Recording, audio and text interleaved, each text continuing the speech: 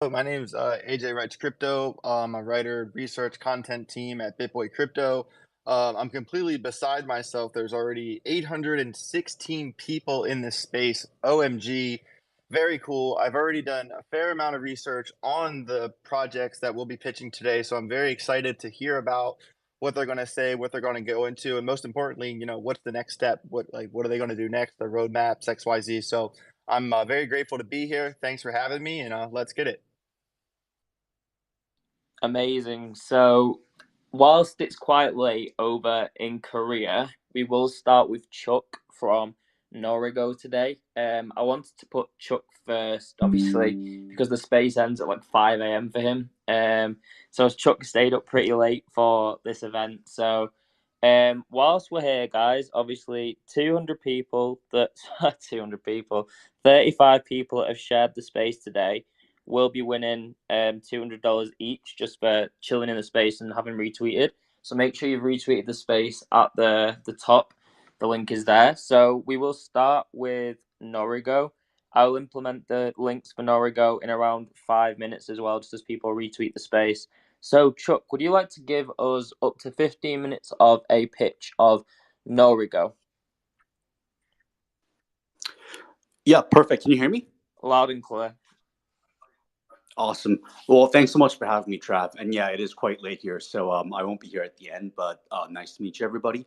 My name's Chuck. I'm the founder and CEO of NoriGo, and want to give you a quick pitch about our project. We're a skill-based social gaming platform, which means you're able to come onto our platform and play against us or other players to win cash prizes. You're able to answer 12 questions in a row. And if you get it all right, then you share the prize pools that we put up with other winners. So we've actually hosted events with Trap before when KingPad.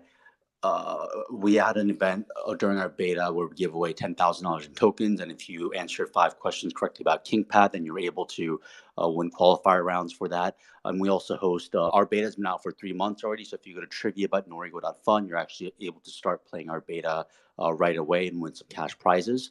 But in general, our team is, I think, the best part about our project. If you go to our website at norigo.fun, you'll see that Chris, who's been a great friend of mine since college, he's a PhD at MIT for computer science and engineering. And then Christian, he earned a BA from Princeton, and he does our growth and strategy. And Ben and Ibby, they do product and development on the Web2 side, and they've built products used by literally millions of people in the Web2 space. And we have Sir Tris doing our Web3 for us, and a lot of you might have actually heard of him because he's built contracts for literally hundreds of DeFi projects. So he's really impressive. So definitely come check us out on our website. I think it's once you read our resumes, it'll be very clear that we are well suited to create a product that could truly scale, and that is our goal, to create a gaming platform used by literally millions of players. And I think a lot of the issues when it comes to play to earn games, oftentimes the sustainability, there really haven't been a lot of sustainable models that work out, because oftentimes what happens is the game platform just kind of give away their tokens as rewards, and then in the long run there isn't really an economy that's been set up that works to generate revenue for the project to keep growing and developing.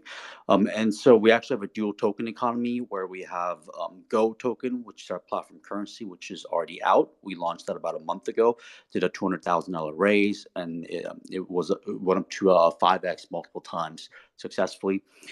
Haven't broken below launch price at all. So you can buy that currently on the market, and right now during the beta we use that to qualify for premium games where you're able to win larger prizes if you're a token holder. Down the road, players will have to burn the Go token to be able to buy items and power ups, and also qualify for premium prizes, and also to play PvP games on our platform. So that's our main like engine of the ecosystem that'll be used by every single player on the platform, hopefully by millions of people. And then our governance token Nori is launching in a few weeks, likely by the end of April. And with Nori, the more tokens you hold, you'll be able to earn higher rankings, which give you better rewards and access to exclusive like clubs within the ecosystem, and also if you stake Nori, you'll be able to earn some Go, so that you'll be able to play games for free, basically, if you hold enough Nori, and then you'll also be getting discounts on all those items as well. So it's and then you'll be able to vote on different governance issues like Go mint rate, as well as like who we collaborate with, and also we have a unique system where we want to deploy a unique system where the community can generate questions and answers on behalf of the ecosystem. And then in order to participate in that, you'll have to hold Nori and stake Nori, so that if you are providing good quality question and answer banks, then you're able to get rewarded. But if you are not doing that, then the community members who are vetting those questions will actually earn the staked amounts. So we have like a self-sustaining ecosystem that'll be generating question banks, which is like the lifeblood of a trivia ecosystem, from the community itself, while we're able to reward those people who are working for the ecosystem, basically using our token economy. So those are those are the introduction to the basic token economy and the overview of the game. I guess to give you more of a detailed um, insight into how the games work. Right now, if you go into our ecosystem, there are two types of prize pools. So player versus Norgo games are where the prize pools are formed by the team and our sponsors.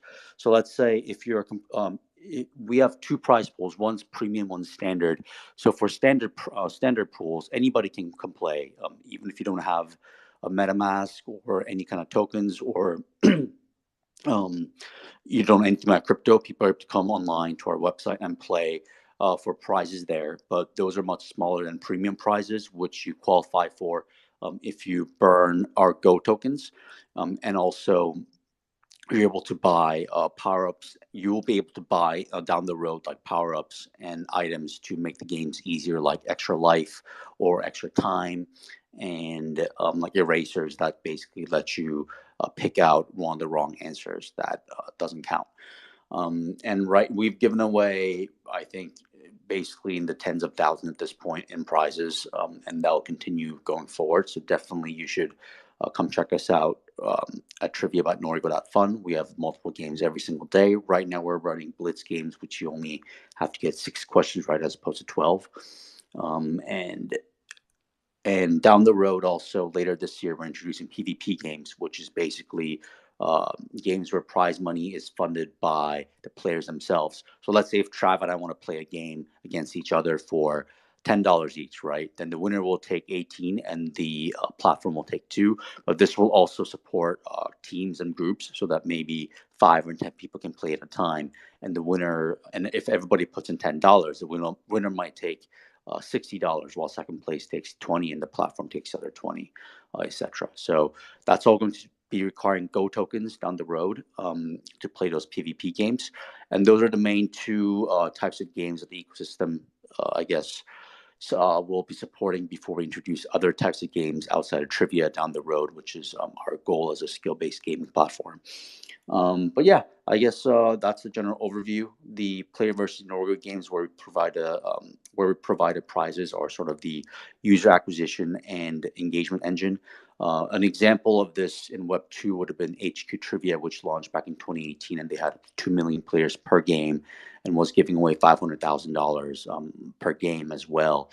And they were partnered with Nike, and they really kind of proved out this model of using reward trivia as a viral method of user acquisition, but they just couldn't monetize in Web 2 for a lot of different reasons. But we want to leverage Web 3 and its unique features of allowing people to own online assets like tokens, and basically gaining basically the ability to create a whole economy around an ecosystem to create a sustainable platform that is larger than just a reward trivia, and to make it successful in Web 3 where they couldn't do so in Web 2 in the long run. So yeah, I guess that's sort of like that I think about sums it up. I don't know how long that took, but if anybody needs questions, maybe Trav or David, happy to answer, because that was pretty quick. To be honest, you did good. When Thank you. when it comes down to pitching, it's actually better that you've done it in that amount of time, because if you know so much about your own project and you have that passion about your own project, then you do generally get through it very fast. But I think it's best for us to ask a few questions just so the audience can really get to grasp with the project. So personally, my question would be, HQ Trivia, I remember that. I actually used to play it many moons ago. It was very fun, actually. I never used to win, but it is what it is. I tried my best. Maybe I need higher IQ. But yeah, I remember, like you say, like 500k game, Nike partnership. So are you trying to do this in hmm, in sort of like a decentralized manner? Obviously, you have to have some parts that are centralized, but in terms of like Norigo being a currency, what would you say the main part of like benefit of holding Norigo is? Because Norigo is clearly the currency here, so it isn't a security. So what would you say the value of holding Norigo is? Like, what would you say for that? Yeah, that's a really interesting question because that's actually something we're grappling with right now as we build a whole ecosystem, right? About centralization, decentralization. Some parts of it is going to be centralized where we have to host the games on our platform, etc. Because, like I said, our goal is to become a platform that is used by millions of players. But the blockchain, I don't think any chain, even like layer two, we're moving to Arbitrum soon, but you saw during the claim, it kind of crashed and it's like 2 million people try to play it once. And Arbitrum, like I just don't think it can support it at this point, right? So some parts of it we do have to centralize, but basically the tokens give you governance rights that was impossible in Web 2, I think. And I think that's what's really important to kind of note here. And also for Go tokens as well, I think what's really cool is that the platform currency, the value of it sort of depends on the demand and the number of players there are, right? So the healthier the ecosystem, the more demand there is. Basically, it increases the value of the token that people play with, and I think that's something that's really unique to Web3 that didn't exist in Web 2. Like even though, yes, the game itself will take place in a centralized platform, just because it just to scale, that's what has to happen. The value of the assets involved in the ecosystem, the public decides that through the market, right? And I think that's what's very cool. And when it comes to the benefits of holding, so like I said, there are two tokens, right? Nori, which hasn't launched yet, and Go, which is already on the market. I think one of the things that's to note is that Go tokens are basically every single player who plays on our platform will need to use Go to enjoy all the benefits to the fullest, right? Like items or playing PvP games. And because even though it is mintable, the rate is limited, and Nori holders will be able to kind of vote on the mint rate of that. There won't be a huge amount of inflations, and people are so early right now where they're like, we have like 1,300 holders, which is a great amount that we got for the first few weeks. But down the road, if we get like 100,000 holders, or if we get a million, if we get like a million player user base, as the demand goes up, um, the demand will inevitably go up if we get that many users, right? So I guess, and the other thing is, I guess we'll be pushing out more incentives for Go holders as early adopters. So basically, you'll be able to whitelist for the Nori cell using Go, as well as be able to um, convert some of your Go to Nori at like a better valuation than the public sale for Nori. And also, we're likely going to be introducing a staking pool where you're able to kind of stake Go as an early adopter to earn some Nori allocation later on. So those things I think will be great value for early adopters who are here now. Are even like not even just considering the fact that down the road as we get more players, the the demand just will go up as the player base basically expands virally, which is our goal. So, Perfect, thank you. David or AJ, would you like to ask anything about Norigo, the trivia platform? Yeah, sure, totally. I'll jump in real quick, and Dave. So basically, my question is that like, so first of all, your pitch was great. I checked out the website. It looks really professional. It's great that you guys already got like the ball rolling on a couple of things. It looks like, yeah, like I feel like a bunch of people would be attracted to this. My question to you is that, like, I understand that you have the trivia section of this, like kind of lockdown, tokenomics, etc. But say people want to interact with this ecosystem, but aren't exactly like trivia minded people. Like, will you eventually have other games like like bingo or Sudoku, time based games, arcade type games? Are you kind of putting all your eggs in the trivia basket, or will there be other options for people that like different types of games? Yeah, for sure. We're building a whole platform of skill-based games, right? So trivia is just our introductory product, and like the reason why we're sticking with that for introduction, our introductory product is because it's such an approachable game, right? Like one of the main problems with P2E games in crypto in general is that like unless you're a hardcore gamer, like you're just not gonna play a game on the blockchain. Like Axie Infinity is just it's one of the exceptions because people are actually able to earn a lot of money doing it. But even if you are a gamer, like a lot of people just won't learn about crypto just to play a game. But trivia, like anybody can play. And that's what gives it this ability to go viral to millions of players because literally you could tell your mom or like your grandma and be like, hey, like you can play trivia. Would you want to come play trivia with me tonight on your phone? And then you can also win some prizes if you get some questions right. And that's a really easy pitch to make to people. And also because we're creating this parallel login system, we're able to either use a dApp or a user ID and password in a traditional Web2 setting. We can basically have our core Web3 users invite and refer all of Web2 friends and family, and then they can onboard. And the prize payout is what's in crypto. So at that point, those people have to learn about crypto. But once we have this huge user base through viral growth using trivia, then we can start introducing PvP, and then we can start introducing other types of non-trivia games because we already have the user base through this very approachable form of gaming. So that's the goal. Yeah, for down the road, for sure, we want to expand to other titles. Awesome, love it. David, you have a question? Yeah, how big is the user base? So I would say, I guess we have like 1,300 holders right now, and of those people, I would like maybe 100 something in the 100 to 200 people turn out every day so far.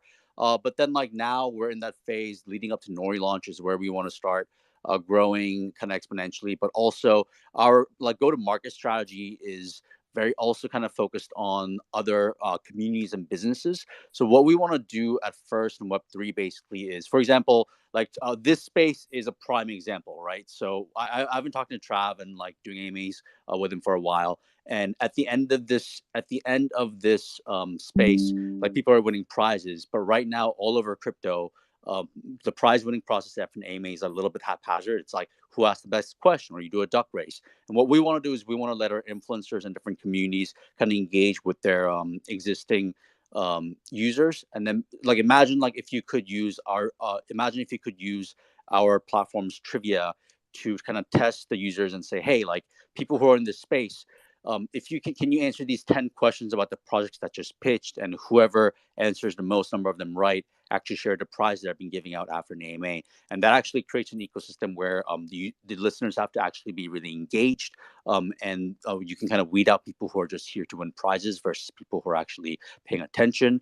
And so that's actually one of our main go-to-market strategies, and kind of partnering up with different influencers. And Trav actually used that by having that 5-question pre-qualifier for our like $10,000 giveaway. So that's sort of like our main initial go-to-market like beachhead into Web3 space, where we might not necessarily have a ton of players right away in Web3 as native trivia players just playing our games, but we want to expand by partnering with existing communities and influencers who can kind of use our platform to interact and create engagement within their own communities. So that's the next step that we have, and that'll be happening like right away around Nori launch. So.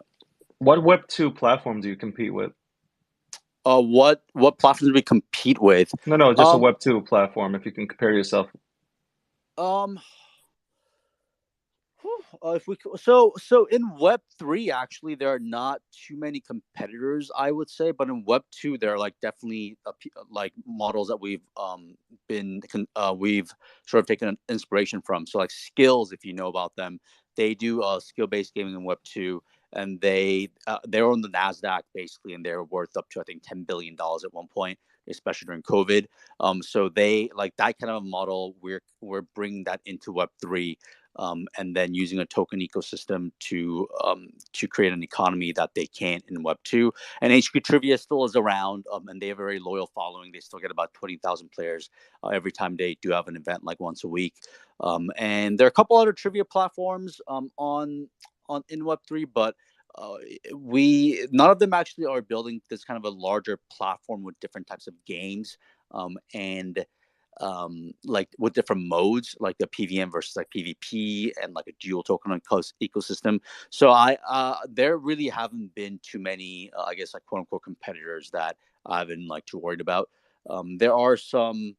I think, because I think down the road, like our goal is to become more of a platform. Like if you know, like Magic ecosystem, they sort of integrate different games onto their ecosystem, right? That's sort of like our goal potentially down the road as well, where we sort of become a bridge for different games, and maybe they can integrate with us to monetize.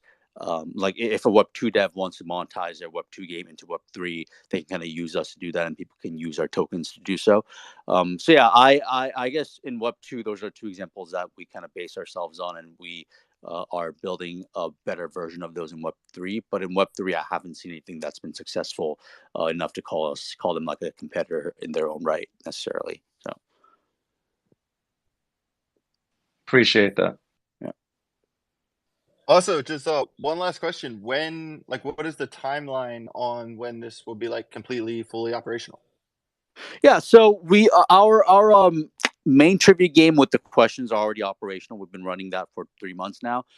So I guess it's a matter of a quote unquote fully operational is sort of like, when do we get all the features in that we want, and that process will take the next many months, like the next year, because we want to get to an iOS and like Android app, and that will probably take until the end of the year, beginning of next year or so. But before that, I would say next like quarter or two is when we want to have like a live streamed, like hosted games, where we can have a like content creator. We want to work with content creators who can actually host live games, like 12 out. Like I said, you can win. Like you can go to trivia.norigo.fun right now and sign up for games and win real prizes. So that's really you should definitely check us out. No reason not to. It's free money, you know. And our Nori launch will be happening in about a month, maybe end of April to beginning of May, and then you will need Go tokens to whitelist for the whitelist discounted sales, and we're talking to a lot of exciting launchpad partners, like potentially launching with Trav as well. So definitely tune in, get signed up for our Crew 3 campaign for Discord, and follow our announcements on Telegram, and I guess stay tuned, because there's a lot of exciting news coming up. So. Thanks, Chuck. Yeah, it was a great pitch, and obviously Norigo is something that I think, like you said, you have like 100 people or something like that. You mentioned that are constantly doing your trivia every day, and it's actually the first 100 people that is the hardest part. I was speaking to someone yesterday about user base, and if you have a crypto and you are a currency, then user base is the most important thing, in my opinion. The first 100 users is, I believe, statistically the hardest to actually hit, and you already have that first 100 users. You mentioned a Web2 business that literally went exponential doing a similar thing. So as the crypto industry grows, this is something that could generally bring people from Web2 to Web3. So yeah, I like it, and yeah, like you said, we are talking about launching the core on our launchpad as well. So I'm pretty damn excited about the project. If you did enjoy Norigo's pitch, guys, make sure you do join them. Follow them on Twitter, join the Telegram for your own research. Of course, the links are at the top of the space. Secondly, I'll do a rundown on, whilst we, like Norigo just said, like they're considering launch on our launchpad. I'll do a rundown on my project, FIanance, so that people can understand what it is. A lot of you guys probably already know what it is. A lot of you probably don't. because I know a lot of our community are in here. I have Benson with me today on the co-host account of King as well, so I will give you guys a rundown of that. Before I do so, remember guys, make sure you retweet the space. I'll post at the top. 35 people who retweet that today and are tuned in will be winning. And today everyone has sent funds prior, so I'll be able to send them out within an hour of the space ending as well, which is pretty awesome.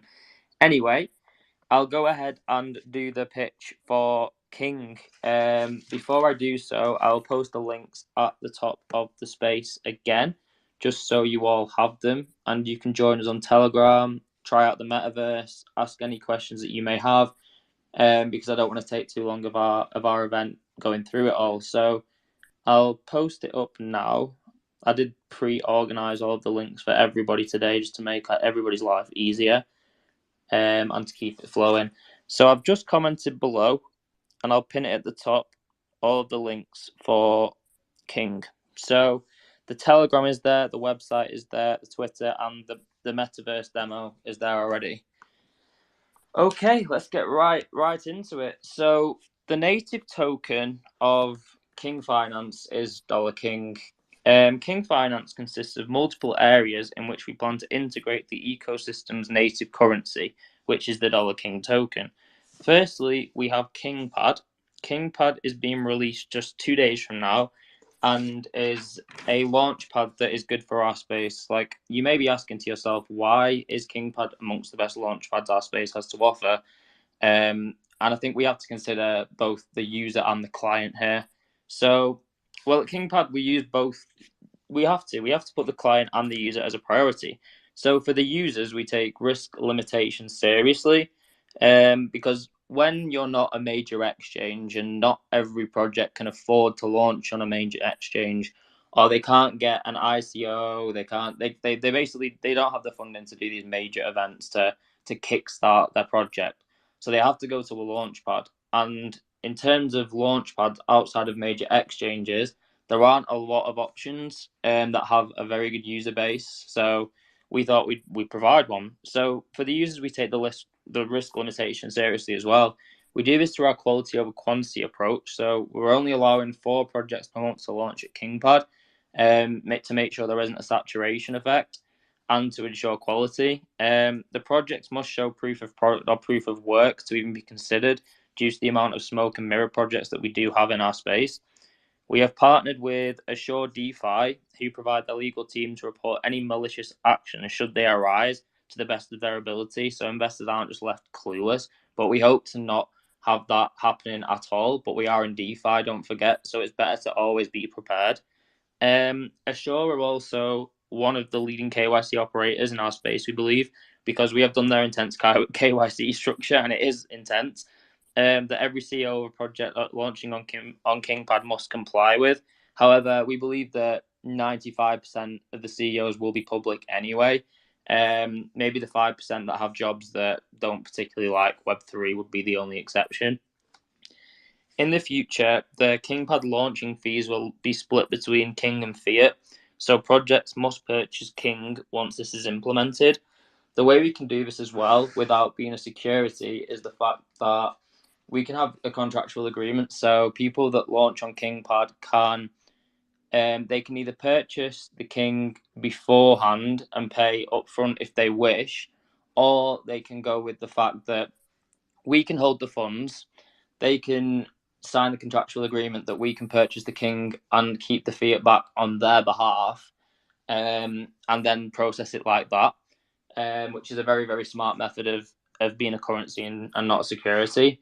So King will be used to purchase the King Pass as well, and the King Pass has benefits such as whitelist to every KingPad launch, amongst other benefits that you will be able to see on the website, such as a current tax reduction.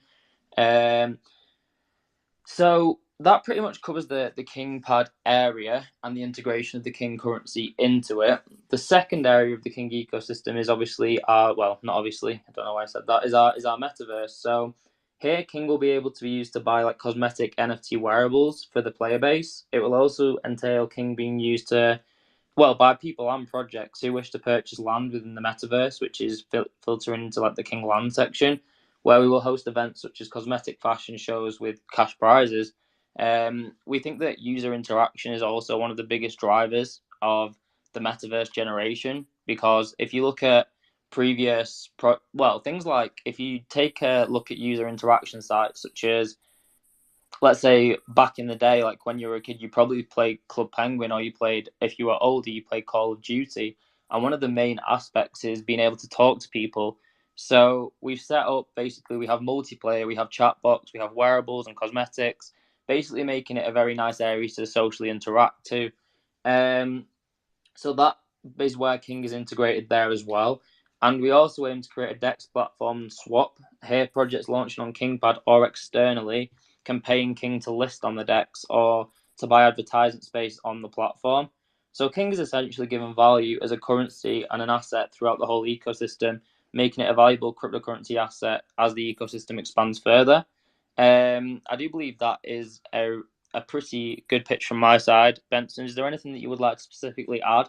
I may have missed some things. I'm actually satisfied with your speech so far, not gonna lie. I think when it comes to King, we've drafted a very, very clear path, which was bringing, standard business concepts to a more digital and, of course, decentralized finance era, which is what we're living right now. Counting that we are pioneers in so many aspects, I feel like success is imminent. Again, no financial advice here, but being my company and Travis's company, we're definitely gonna work as hard as we can on a daily for this to succeed. When it comes to our products and our services, definitely looking forward to anyone listening here trying them, so you understand what we're talking about. If you go into our website, kingworld.finance, you will find everything you need there to understand. It is definitely an ecosystem to try to understand. Some concepts are very new, so they are not easy to understand, but honestly, we're putting everything that a user needs to obviously enjoy the experience, whether it is playing a game, whether it is investing in startups. So I'm definitely excited, and I've been excited ever since we took over this back in the day meme project and we built a business around it. So props to us, Trav, props to our community. And I don't want to keep going for too long. You need to see it to understand. So definitely do your own research and check our own websites. Cheers for that. Yeah, you're more than welcome. So yeah, that is my pitch on my specific project. I don't want to take too much time going through it all, but yeah, there's many things that we have done to specifically set King up for a sustainable future. Multiple areas within the whole ecosystem working together, so it is actually a currency. The only part of the ecosystem that we may have to adapt in the future, which we've said many times at the start, is the staking side, just as regulations come in for crypto as time goes by. But apart from that, our ecosystem is looking very, very good, and minimal changes will be needed in the future because we've set up to be that way. We've set up to be a very successful business. That's where we want to go. Our user base, obviously, if you look at our metrics, we got over 10,000 people in our Launchpad Telegram within 1 month of working on the advertisement for it. Over 14,000 people in our core Telegram as well. And obviously these events like today, we already broke 2,000 listeners in one of our Telegram events, which is personally the largest Telegram event I have seen in 2023. And here we are today again. So like you've already seen, you heard about Norigo before we even spoke. They're a project that we are considering to launch on KingPad as well, which have a very good business plan behind them. Another one being Cradle of Sins, which have been in development for around 4 to 5 years. That's our first launch that's coming up within a week from now, and the Launchpad interface and all the site, etc., is being released in just over 24 hours. I don't know the exact hour because I'm not Albert Einstein. I don't know the exact hour, but let's just say within around 30 hours the Launchpad will be up there as well. So thank you everybody for listening to that pitch. We invite you over to to join our Telegram. I'm currently working around 12 hours a day on the project. So if you have any questions, I am usually around and can answer those for you. Thank you for listening. Not sure if David or any AJ want to ask anything specifically about King, or we can move on to another pitch. I'm good. Yeah, I have one question. First of all, great pitch. This, the King finance, the land, the NFTs, all looks really good. Very, very professional. One thing I stumbled across on the website that really caught my attention was the evolve. So you use a potion, and this like updates, like increases the rarity of your NFT. Does it change all of its characteristics in the metadata? Like how does the evolve work? That was my one question to you. Super good question, actually. That is something that I didn't talk about. Benson does actually manage the cosmetic side, and I think it's better that you answer that one, mate. Sure, I lost a bit of it. I heard about the cosmetics and all the functionalities and stuff like that, but I missed the last bit of the question. If you could rephrase that for me, it was about thank you. it was about the potions that basically evolve to rarer NFTs. Beauty. Yeah, that's a pretty simple concept at the end of the day. We've built a very, very, very simple user interface where users can evolve their their wearables, sorry about that. They can evolve their wearables depending on the rarity. So of course you start with the weaker rarity, which is a standard conventional NFT, which is unlimited in supply. So these are used for that specifically. So once you have a certain amount of these, you can eventually evolve into a rare NFT. Then once you have 5 rare NFTs, you can evolve into an epic one, and so on until getting to the last tier, which is legendary. This is a method for users to attain higher, let's say, higher tier products or higher tier cosmetics without having to mint constantly. You know, once you've minted 30 times and you've gotten 30 commons, let's say, you then are capable to get different rarities without having to keep minting, as the minting percentages are very unlikely to give you legendaries before 15-20 minutes. So it's a way to have a scalable ecosystem when it comes to these wearables where people can just scale them and have better ones, if that makes it clear. Yeah, that's very cool. It's definitely cool to see, NFTs, because sometimes, you buy an NFT and you're locked in to what you have. So that to be able to like not even just change, but to update your NFT through rarity and wearables. That's very, very interesting concept. I'm definitely going to look into getting one myself. So thank you. Cheers, mate. Cheers, AJ. No Yeah, problem. thanks, AJ. Basically, with this specific part of our business, you see a lot of NFTs that are just NFTs. They don't really have specific utilities. The idea behind these NFTs is at the top. You can see the metaverse. We spent around $200,000 with a company called Storyboard, who built the metaverse. Well, Justin Bieber did a Spotify launch party, and they built the whole party. They built it all. So we hired them to build our metaverse. It's obviously very high quality. We can turn multiplayer on at any time, and we have the chat sorted for it as well. We plan to expand it into different areas, add additional mini games, and obviously use King as the currency to buy the cosmetics. And obviously, if you've ever played like Fortnite or something like that, people pay for skins.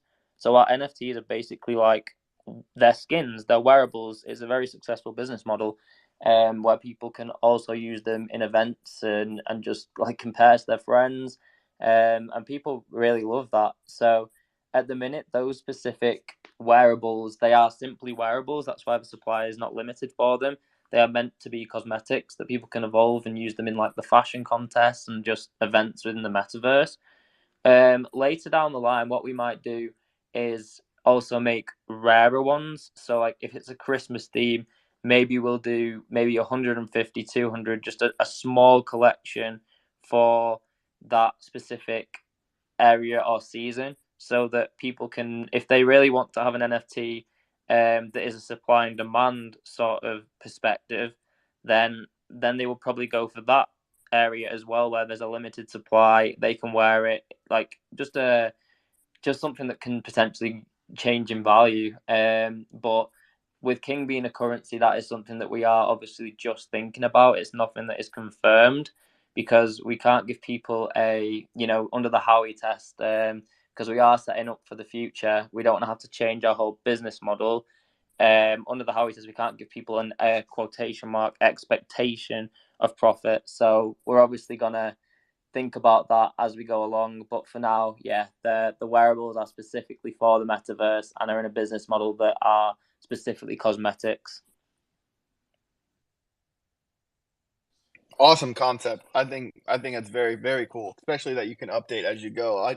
I know a lot of other NFT companies wish that they could do that. People could get like the piece of sushi off their head or whatever. You know what I mean? So, very cool. Yeah, I get what you mean. Yeah, just if people have commons that they're not a massive fan of, they can upgrade them to get one that is different, essentially. So they can, there's less of the, let's say, better ones that they can just merge into. I'm bullish, man. I'm bullish. I'll definitely contact you after this space about how to get one going. I'm in. Appreciate it, man. Thank you very much. Okay, if you haven't joined us, guys, join the Telegram at the top for King. This is my own project. If you have any questions, I will be around after the event to answer all of them. So next, I think we will move over to, I think we'll go to StrikeX, another one of King's partners, actually. So Norigo potentially launching on King's, not a partner, sorry. StrikeX are basically, they help us with on ramp, so people can buy like BNB with fiat on StrikeX wallet, and then they can get King with it.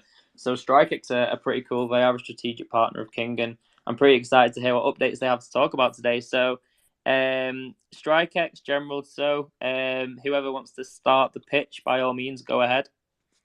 Sure. Hi, Trav. How you doing? Not too bad, thank you. Good stuff. Well, thanks for having me back. I'm not sure how long it was since the last time I joined one of your spaces. It wasn't too long ago, but appreciate the invite. David, AJ, pleasure to be introduced. I don't think we've ever crossed paths before, but great to be here. For those that don't know me, my name's Joe. I'm the CEO and one of the co-founders of StrikeX. I know we've got General Tsao here, one of our community guys. So hi, shout out to General. I see you popped up in the corner. So really, we've got a lot to go through. So I'll try and be as clear and concise about what we're up to. What the products we've got out, what we're building. Things that people can look forward to, and where that vision ultimately leads. So if I just give a bit of an overall summary of what our goal is at StrikeX. If I was going to describe it in a few words, our ultimate goal is to be a major driving force in the tokenization of global stock markets. It's a pretty out there statement, but it's what we're here for. We spent the last 2 years laying the foundations for us to be in a position to be able to achieve that goal. It's a huge potential market, but then there's a huge potential. A lot of work to kind of get to the point from a regulatory perspective, a technical perspective, and also from a branding perspective to be able to really make your mark in this space. It's probably, in my opinion, the one of, if not the most exciting reasons that crypto will see mass adoption, and that's tokenization. You're hearing the CEO of BlackRock, you've got Citigroup coming out touting it as, tokenization being what brings mass adoption of crypto to the general public. I think it might have been from Citigroup that we saw the statistics that they're expecting 10% of global GDP to be tokenized by 2030. I believe that's about $17 trillion worth of, it's huge numbers. As far as, getting back to StrikeX, what we're doing, it's not a linear path, total domination of the global stock markets, of course. We have to start somewhere. We launched 2 years ago. We currently have 2 products live. you'll kind of see as I kind of go through the products we've got live, the products we're building, how they do tie into a grand vision. The first products we've launched back in Q4 last year, which is, as Trav mentioned, our StrikeX wallets, which is a non-custodial DeFi multi-chain wallet, available now in both Play Stores, so Play Store and App Store. You can download it now. It's the StrikeX wallet. And we've got King was one of our listings in there, so we have integral swaps, and we've integrated on and off ramp to make it really simple, so people can send their crypto somewhere. They can keep it in self custody. They don't have to rely on a centralized exchange, but they've also got that ability to swap, and on and off ramp to their bank accounts should they want to. Like I said, we launched that back in Q4. We've got about pushing on 11,000 downloads now. We've seen a real uptick in downloads kind of since end of January. Really kind of coincided with Bitcoin reversing, turning around. A lot of eyes kind of coming back onto crypto, and our download numbers are really starting to accelerate, which is great to see. Our second DeFi product we've got out now is a decentralized exchange. This has been out for about 3-4 weeks. We're still adding updates to it. It's available at the moment on a temporary URL, which is launch.dex.tradestrike.io. But that will be moved to its final destination pretty soon, because we've got some cool updates coming out in the next few weeks for TradeX, which include a real-time crypto market screener. Being myself from the world of stocks, we're all used to seeing on TradingView quite people use TradingView. There are others available stock screeners. So when you're day trading, for example, you will set up a screener and match it to different filters. Say you would want an asset that has a spike in volume, a spike in price under a certain market cap. And when an asset hits those requirements, it pings up on your screen. That's one of the updates that we're putting into our DEX, which is obviously a crypto screener. So basically everything that's listed on CoinMarketCap, we will be with real-time data. We will be implementing it into our screener. So it's a really useful trading tool. It's kind of what we want out of the DEX is it to become a kind of DeFi trading station. So if you are going to day trade crypto, be it blue chips or low cap, gems, you can day trade them and you have everything in one place. Right now on launch, it is Binance Smart Chain only. We are, like our wallet, planning to make it multi-chain, but we just kind of push the V1 live, and we're just going to keep updating it. Likewise with the wallet. The wallet itself, it's had a few updates out already, but we've got a lot in the pipeline in terms of wallet updates. So yeah, check those live products out. Download the wallets. StrikeX wallet is available in both app stores. And the great thing about the products we put out there now, we have a great community, mostly active on Discord. If there's something you want out of the product, if there's something saying, oh, I really wish it had this, I really wish this chain was integrated, you guys need to list this coin, we're available. We're active in the Discord and Twitter as well. Just ask us. We're building it as a community. It's we're predominantly here to build tools that retail want to use. At heart, I'm a retail trader. I know what tools I want to use. So it's kind of beneficial if we build them together. So that's what we've got out live now. The kind of flagship product and what we've been, I know a lot of the people that are interested in TradeStrike kind of look to is our TradeStrike trading platform. It's been in development for, I believe, 18 months now. This is different to our other two products, is that it is centralized. It's a centralized trading platform. What makes it different is, obviously, except from it obviously going to look beautiful like our other products, it's the ability to trade stock tokens as well as crypto. So these stock tokens are fully collateralized, fully compliant, available to trade 24/7.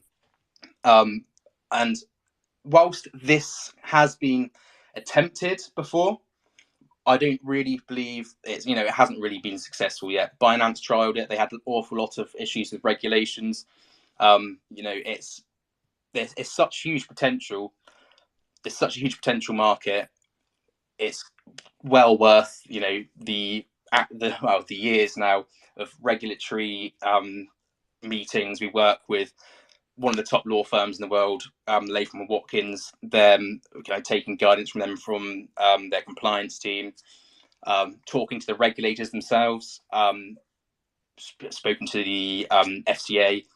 The whole industry is so new. It's new to to us. It's new to them as well. So it's kind of going on a journey with the regulators as they kind of understand the space, and we sit back and we kind of watch. I know Trav has kind of, from what I heard him saying, he's really, really hot on making sure King is developed in a way that is compliant and up to date with current regs. And as you can imagine, trying to tokenize the stock market, that's something that has to be number one for us, compliance, because you're just going to get shut down if you haven't got all the licenses you require, or you're doing it in a way or in a jurisdiction that you shouldn't be doing, which is the issue that Binance had. There are other reasons, I believe personally, why it wasn't successful on Binance, and why another big sticking point for me is the UI. The idea that you want to attract stock traders to use your trading platform, it can't look like a crypto exchange. It just won't. Most people that haven't already made the shift from stocks to crypto, they aren't going to be attracted and drawn into it by the likes of Binance. In my opinion, from a UI perspective, it needs to look more familiar to them. It needs to look like it isn't even a crypto or blockchain based product. It needs to look like a familiar trading platform that they can just buy their stocks. They don't need to know what's going on underneath the bonnet. Sorry. Yeah, sorry, I'm kind of running through these two through this quite quickly, but we've got a lot of ground to cover here. So, kind of onto the one thing I'm sure you guys want to know more about is where our StrikeX token, our native token, sits in all of this. And again, from a compliance perspective, it's something we've had a lot of work on. We've got legal opinion now, whereby whilst the utility, it hasn't been delivered yet, it is being designed as a utility token. And again, that's legal opinion we've got from Latham & Watkins. It's something going forward. People are often ask me, I'm sure Trav gets it asked a lot, and other people that are mindful of regulations, people will say, why should I buy StrikeX? Or why should I buy King? Why should I buy XYZ? You buy it to use it for its intended purpose. The value of that is ultimately driven by the success of the ecosystem. So, for example, the StrikeX token will be used as the gateway to tokenized stocks. So if you want to buy tokenized stocks, you want to trade in tokenized stocks, you will need to buy the StrikeX token. The StrikeX token is deflationary by nature, and just by those very simple mechanics, the more volume and the more users, the more the product and the ecosystem use, the value of that token goes up. That's just a byproduct of the success of the ecosystem. But the end goal is for us to be able to bring in the incredible volume of the stock market on chain through the StrikeX token onto our products.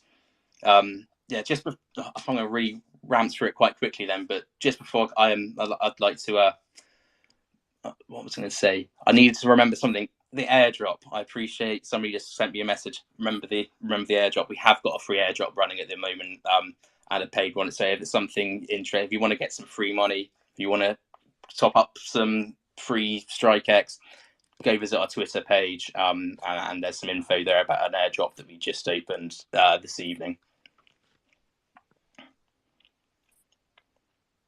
Cool. Welcome to ask some questions. Okay, excellent. Personally, obviously, I know a lot about StrikeX, so I don't really have a lot of questions. I like the fact that obviously people can buy through StrikeX and then just purchase King pretty easily. So it sort of like attaches to the the large percentage of people that aren't in crypto at all. So, I mean, that is an instantaneous utility for projects that would like a reputable company to basically on-ramp users. So, yeah, I'm a fan of StrikeX. There's not really much I need to ask. David or AJ, would you like to ask any questions? Unfortunately, due to Twitter Spaces, I missed like 70% of the conversation, but I've heard of StrikeX, so I know it's a good platform. So shout out to you guys for building something cool. Yeah, great pitch. Love everything you had to say. I downloaded the wallet earlier today. Take a look at the website. A couple questions I have for you. One is, first of all, I really like how you also have the stock market integrated in, with the crypto exchange. It's very cool, especially for people that maybe might use it for stocks and then eventually, onboard into crypto through like a dual purpose exchange. I find that very cool. My question to you is that is there going to be a sort of derivative platform to leverage trade? Yes, good question. I mean, that's again depending on regulations and depending on the the jurisdictions that we send live. Obviously, a lot of centralized exchanges offering derivatives and leverage trading right now are facing a lot of regulatory pressure and potentially pulling out of certain regions.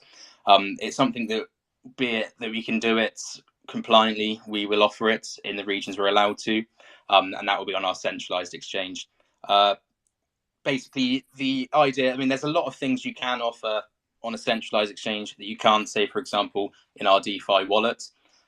So the idea is once the main centralized trading platform's live, is the integration of our wallet, our DeFi wallet, with that centralized platform. So that kind of opens up a huge realm of possibilities whereby you don't have to rely on a centralized exchange to store your currency or to store your assets. You can, at the end of the day, once you finish trading, send them back to your wallet, so you're self-custodying them. This doesn't just apply to crypto. This will apply to your stock portfolio. So you can kind of imagine your day trading, your Apple stock, your Tesla stock. You have, a big bag of Tesla stock that is not in any open positions. At the end of the day, you can just ping that back to your StrikeX wallet and self-custody that in in your back pocket. That is the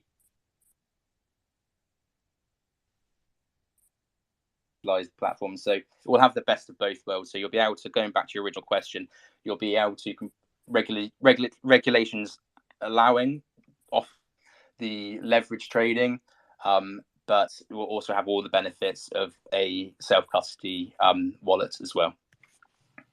I completely understand. The regulatory pressures just from this year alone has been really scary. So it is definitely best to stay on the right side of the compliance line in the sand there. Also, the last question I had for you is that can you use this wallet to hold your NFTs?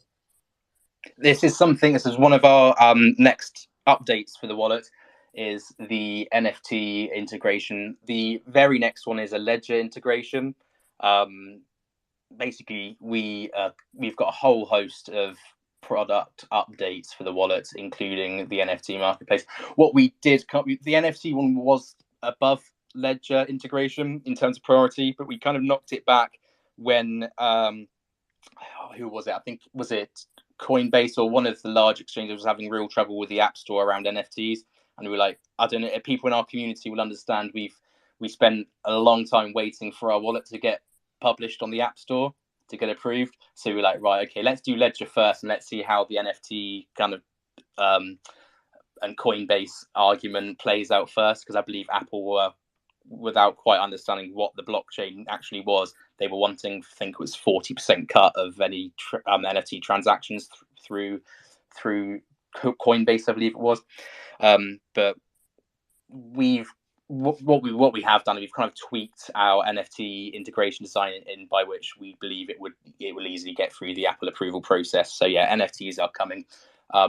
We've basically done all the design. We've got it all scoped out. It looks awesome. I don't think we've shared a snippet of it yet to the community, but it does look awesome, and it's going to take our wallet to another level. Yeah, totally. I agree. It kind of feels like that's completely necessary. Like you have the crypto, you have your own coin, you have the stock market. So to add the NFT integration would kind of make it like a one-stop shop for all things crypto and stock. So very cool. Great pitch. Awesome. Appreciate it. Thank you. Hey, Trav, can I get a minute here, buddy? Yeah, of course. All right. So first, I wanted to get on here actually and just give some thank yous out to you guys. I want to give a big thank you to Trav, Benson, David for co-hosting this space and hosting the space and co-hosting the space, giving all of us a voice to all these small cap projects out in the crypto space. You know, it's really hard for some of these small projects to get heard with all the shit that's in the space. But with platforms like yours and David's, you know, it just makes it a lot easier. You guys are kind of there for the crypto community, allowing us to come on here and do this. So I greatly appreciate that. Next one, AJ, thanks a lot, man. You, the whole BitBoy team, taking your time today to listen to us, critique us. You know, your guys' platform has just got so much reach, and you guys are just a voice for the crypto space. You know, some people love you, some people hate you, but it really don't matter. I mean, you guys just, you know, constantly promoting and educating, you know, people in the crypto world. So I greatly appreciate that, and I appreciate AJ you taking your time and coming out here today and doing this. You know, I originally reached out to Ben, and you know, he had some prior commitments, and you know, said, hey, let me talk to AJ, and I'm glad you accepted that and came on here and doing what you're doing today for us. Number three, all the investors and the holders and the audience today listening in, you guys are the foundation, the rock, the diamond hands. You guys are holding the floors in all these projects through this bear market right now where we're at. So, I mean, you know, by doing that, you're allowing these types of projects to survive through and allow them to keep building in this long, you know, long, dark and gloomy period that we're in right now. But, you know, if you are in here listening today, you're some of the smartest people in the room as well, also, because, you know, if you're listening, that means you're still investing, you're increasing your positions, you're searching out new projects. You know, a lot of people don't understand right now is where the money is made. But this is also the time where most people are scared to enter into anything or put any money into the market. But now is the time to do it, in my opinion. So, you know, I just wanted to kind of give those thank yous out there. You know, all the listeners out there, take a look at all these projects that are, you know, pitching their things today. Join the telegrams, join the discords, join their Twitters, do your research, and choose whether you want to invest or not. It's really as simple as that. Whatever you do, just don't sit back and do nothing and then bitch at the next full run peak and say, I wish I did this. I wish I invested in StrikeX. I wish I invested in King. You know, I wish I invested in Crowline Mars. That's another one coming on. You know, if you want a better future for yourself, do something about it. Don't be a wisher and be a doer. That was really what I wanted to come on and say the thank yous. Now, you know, as far as StrikeX, yes, I am heavily involved in StrikeX. I'm not officially a team member, so I don't have to worry about all the regulations and watch what I say and this, that, and other. But, you know, StrikeX, the way I'm looking at it is think of it as 24/7 stock trading, off hours, don't matter. It's kind of like an infinite money glitch. You always see all that. That's the end goal of the platform, is to tokenize stocks and other real world assets to be tradable 24/7. Think about it this way. You always see these reports when the stock markets are closed that, hey, this stock is going to open 20% up. This stock's going to open 60% down. You can take advantage of that now. This is not smoke and mirrors, you know, synthetic stocks. These are real world collateral backed stocks that are tokenized, tradable 24/7. You get to jump on it before anybody else does. Hey, that's money in your pocket. Eventually, one of these big names are going to jump onto it and see what's going on there. And at that point, game's over. So, you know, I don't have to, you know, spell it out any more than that for most people. Like I said, you know, I'm not part of the team, so I don't have to be subdued as much. But, you know, I see a very, very bright future in StrikeX and as well as King. I'm You know, I've been, I guess you could say, an associate slash friend of Trav for a little while now. And King has got one hell of an ecosystem being built, already built, lots of revenue streams coming in. You know, some very good stuff going on there. Crowline Mars is another one that's coming on that, you know, I'm involved with, and I talk with the owner Ian all the time on the background. You know, there's some good projects going on here today. You know, you guys just need to listen and, you know, make up your own mind. Do a little bit of research, join all their socials, ask a bunch of questions, decide what you want for your future. All right, guys, I appreciate it. Trav, Dave, Benson, AJ, thank you all. Yeah, thanks for coming on. Yeah, you're completely right. That's what people do. They'll have great projects that they'll see, or let's say businesses that are in their infancy. I think you can. I don't. It's weird to call like King and StrikeX, especially like businesses in infancy. But if you're a low cap and you're not like fully recognized by globally or just a sufficient amount of the crypto space, really, then you are essentially still a business in its infancy, and you have great projects presented to you at early stages. It's up to you guys to do your own research and see what assets are valuable that could potentially do very well for you in the future. It's all well and good buying high caps, which I think, if you are a cryptocurrency investor, it's always a good idea to have more high caps than low caps 100%, because they are already showing that they are sustainable, they are successful, or in a lot of cases anyway. I mean, we've seen things like FTX, so I don't want to say that. But yeah, you get where I'm coming from. It's good to, like, a lot of my portfolio is BNB, Ethereum, that sort of thing. But it's never a bad idea to take a look at those lower caps that are on the upcoming and allocate, in my opinion, a small portion of your portfolio in those. So anyway, if you haven't joined StrikeX yet, guys, I'll check them out. The links are at the top of the space. You can join their Discord, their Telegram. Simply follow them on Twitter to stay updated. And we will move on. If you haven't done so yet already as well, we are giving 35 listeners $200 today, which is pretty damn insane. All you have to do is retweet the top and be in the space. I've put it at the top again. We are actually sat. I don't know. I don't actually see how many people we have in here, but I think it's like over 1,700, which is pretty insane. Pretty cool if we break that 2K mark, right? Almost 1,800. Is the wow. That's pretty damn cool. So we are close to beating our Telegram record that we hit the other week. Right, guys, let's proceed. I think let's go with Lunatics, then Crowline Mars, and Greenlight, then Serum. Serum I'm actually pretty interested in as well. That looked pretty damn cool too. And Greenlight is pretty innovative. And obviously Ian's been working for a long time too. But yeah, we'll go to Lunatics next. So we have Sega today from Lunatics, and I'm pretty sure you wanted to bring Johnny Dapp up as well. So if you'd like to go ahead and do your pitch, very excited to hear from you.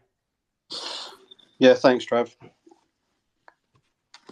What I'll do is I'll quickly, because Lunatics has been around for about 8 months now, so I'll give you a little bit of history on what we've been doing, and then Johnny can kind of take it from there and give you like a bit of an update on where we're heading.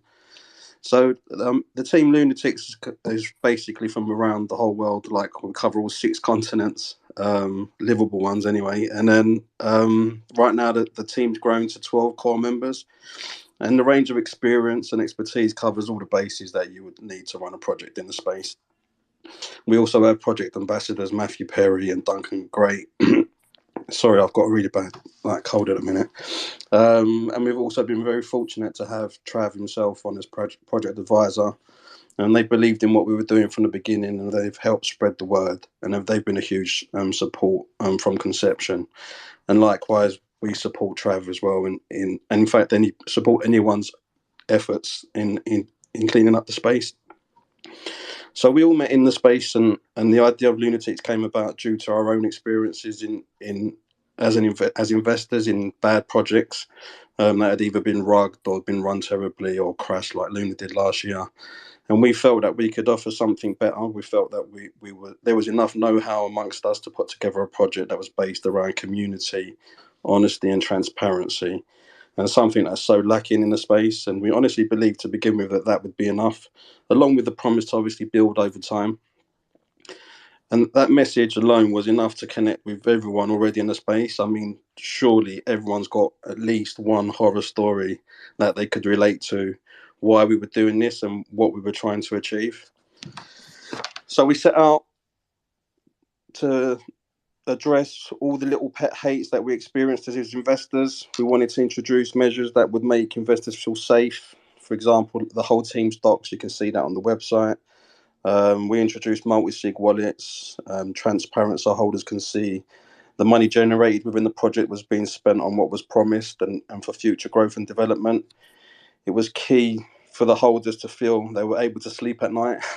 No, and I mean, that sounds strange, but like to sleep at night and know that the investment's still going to be there in the morning. And we wanted them to feel that we were also in it together. So there was no team tokens when we launched back in July, and we invested in the project just like everyone else.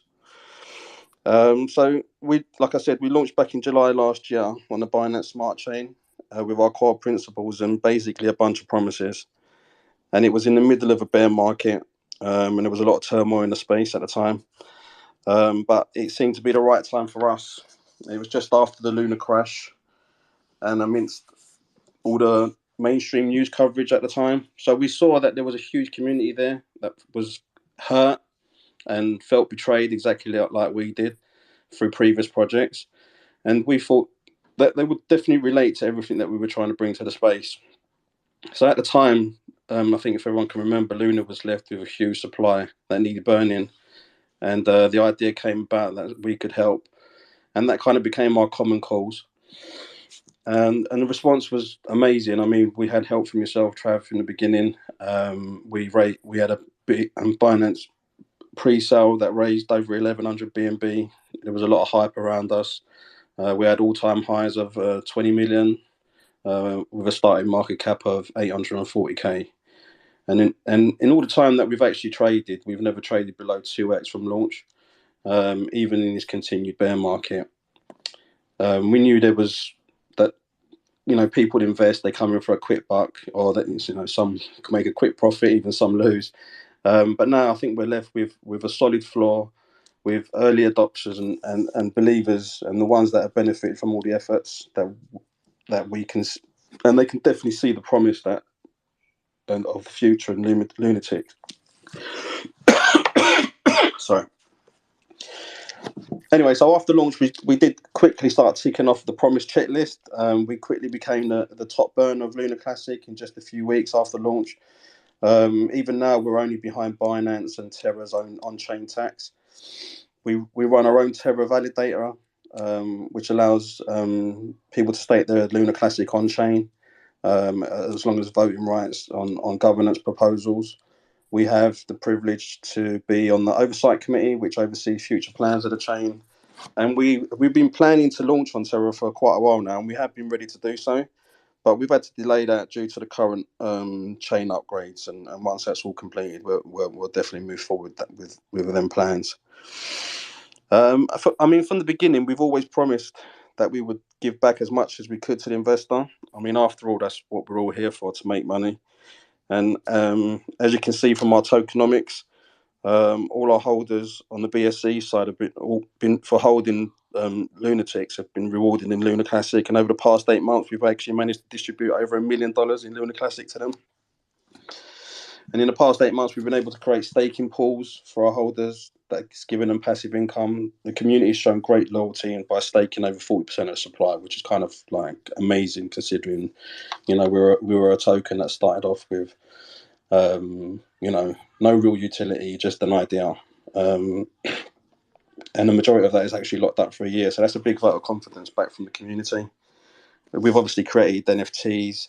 We've successfully sold like the first half of our sale.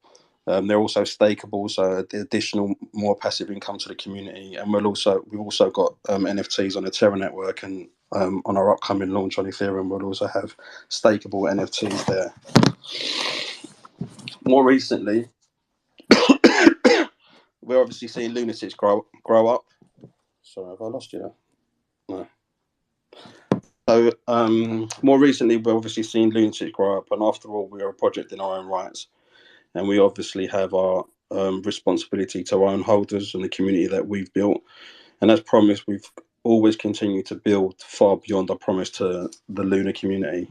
So more recently, our new utilities soon to be released, like our own DEX, Uniswap, our own Lunatics wallet. All of that will be rolling into like a one-stop banking system. So like real world use case for our holders and like revenue generation for the project. You can check on the website where you can buy Lunatics. We're on all the DEXs, and obviously, we're actually traded on a central exchange, LBank and Coinin, with more exchanges in the pipeline. And with the utilities that we've prepared, we're kind of ready to expand cross-chain now. So I did mention that we are launching on Ethereum.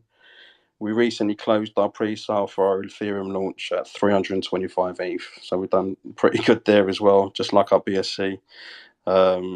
We did actually launch, but on deployment, we actually launched last week. On deployment, we had a few issues, and we're having to redo the launch. We are dealing with it as we speak, and it's actually scheduled for next week. So I mean, it's not ideal, but these things can sometimes happen, and it's how you deal with it.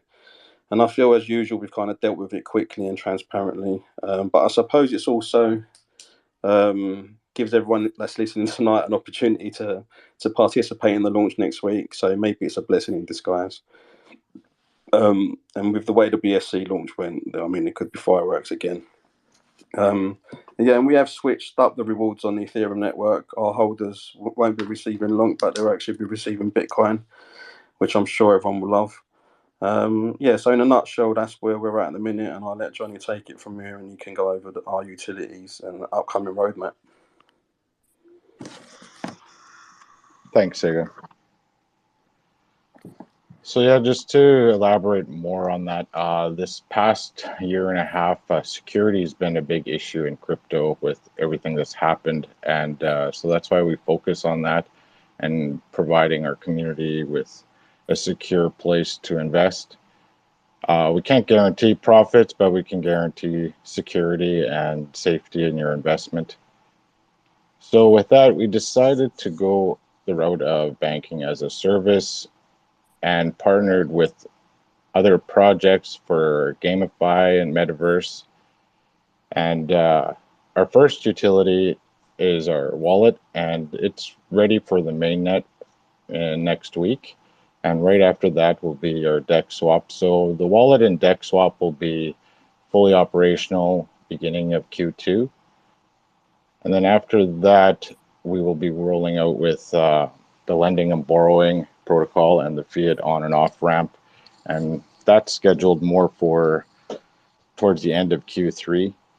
And by Q4, our whole ecosystem should be fully operational, and then we will just fine tune it from there. The partnership we have for Metaverse, it's an open world Metaverse where there's gaming, there's building, there's farming. We partnership with Exodus, our universe. Our NFTs on Terra side, they're for the Metaverse. Our currency can be used in the Metaverse as well to buy items, in-game NFTs, and so on. And they're in an closed alpha stage of development, and it's built on Unreal 5. And then, what else can I say here? So going over our roadmap. Like Sega said, we did our pre-sale for ETH.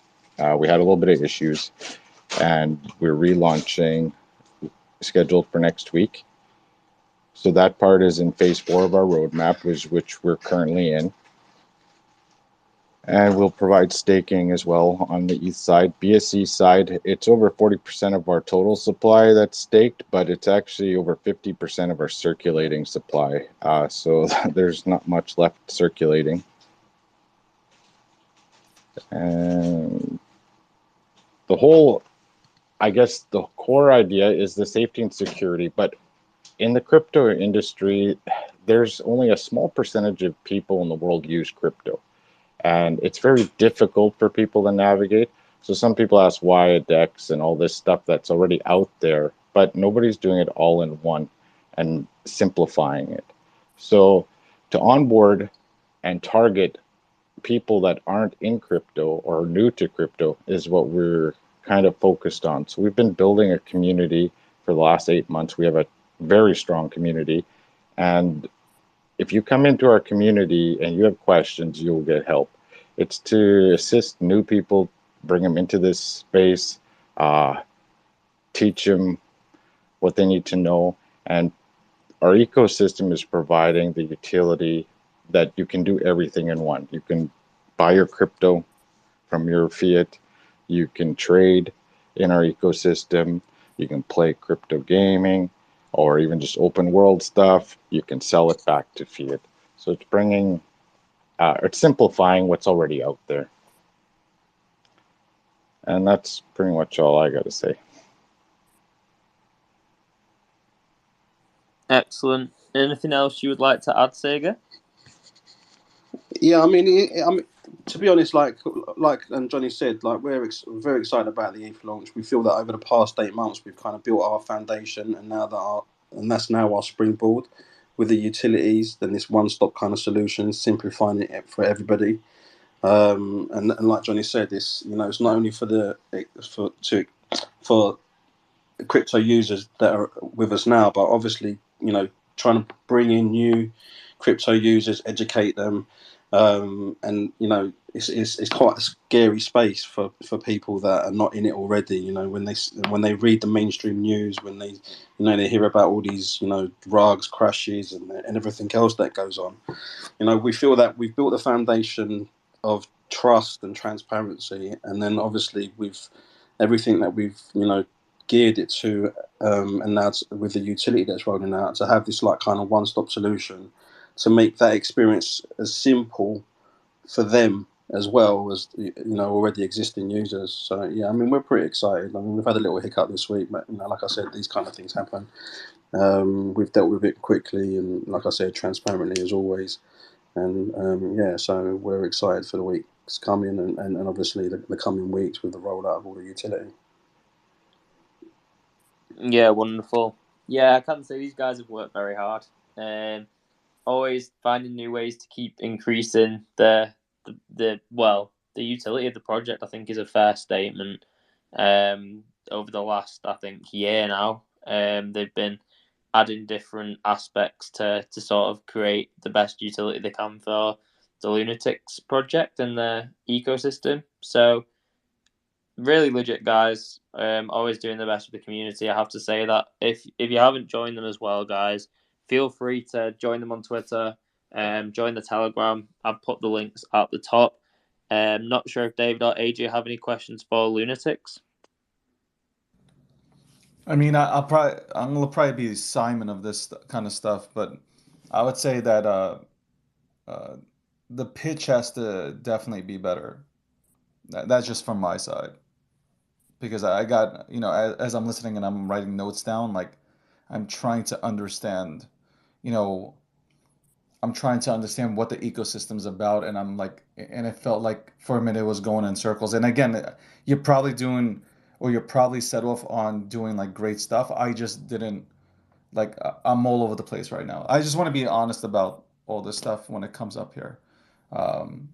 This is not personal. It's just like me just looking at stuff. Okay, the wallet is the main utility, and it has something to do with banking and a security, and the team is doxed, and Matt Perry is an ambassador, and you have 12 core members worldwide. I want to understand what separates, because that's what I look for. Like, what separates you from the rest of the protocols that are out there right now that I should go ahead and invest my time into you guys? Okay, I guess the main thing would be banking as a service is our system, our whole ecosystem, and we do have gamify and metaverse attached with it too.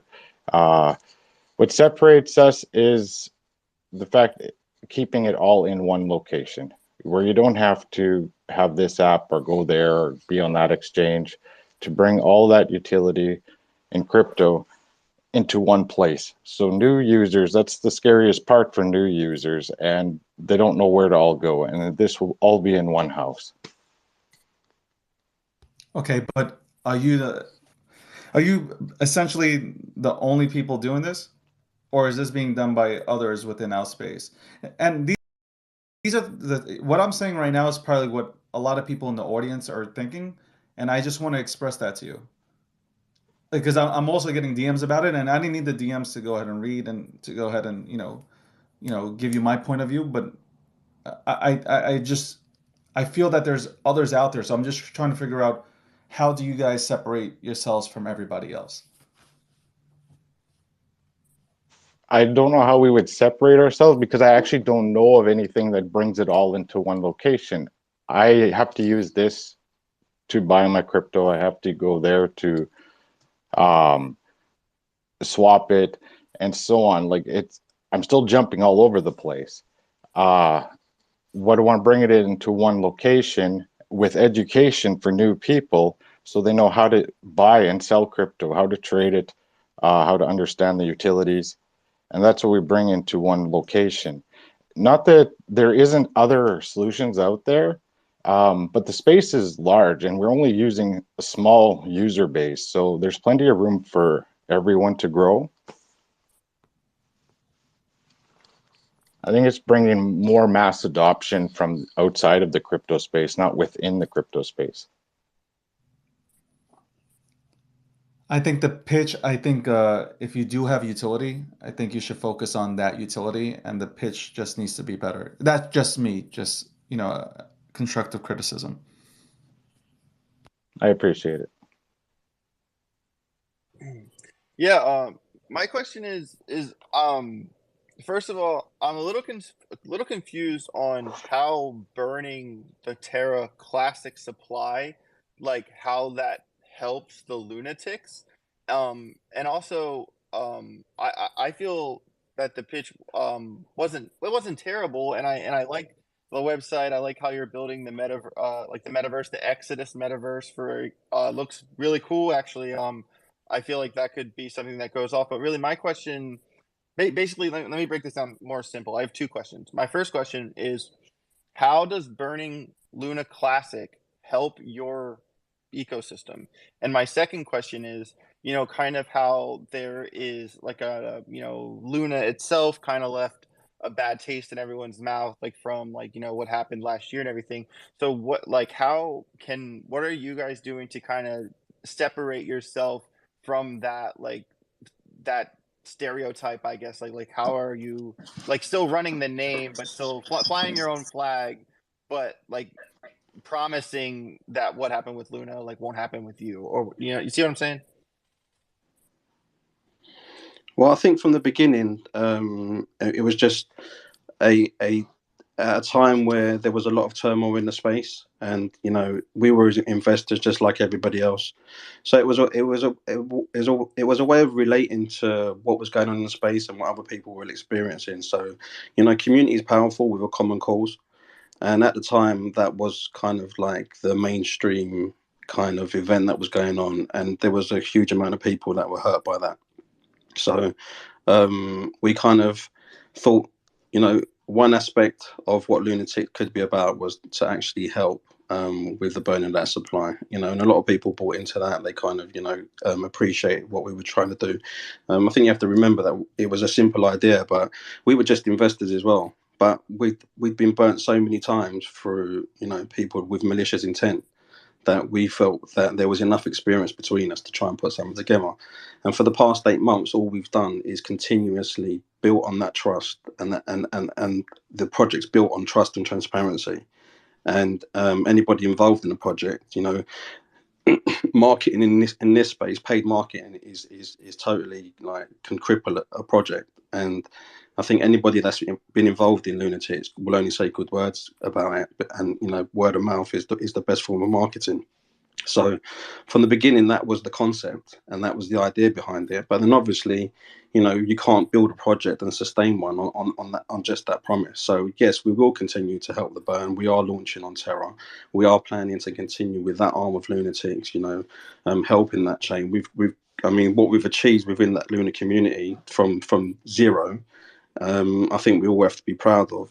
Moving forward, we know that, you know, the project has to offer more. You know, we've managed the funds, we've sustained the project well, we've continued to build, and the new utility that's rolling out, obviously there needs to be some kind of direction, and the direction we've chose to go down is to keep the idea simple. You know, there's lots of projects out there that overcomplicate things and are too techie for most people to understand. But the simple thing about Lunatics is it's trust, transparency, and to simplify the space for existing users and new users. And that's always been the idea behind it. We're not here to overcomplicate anything.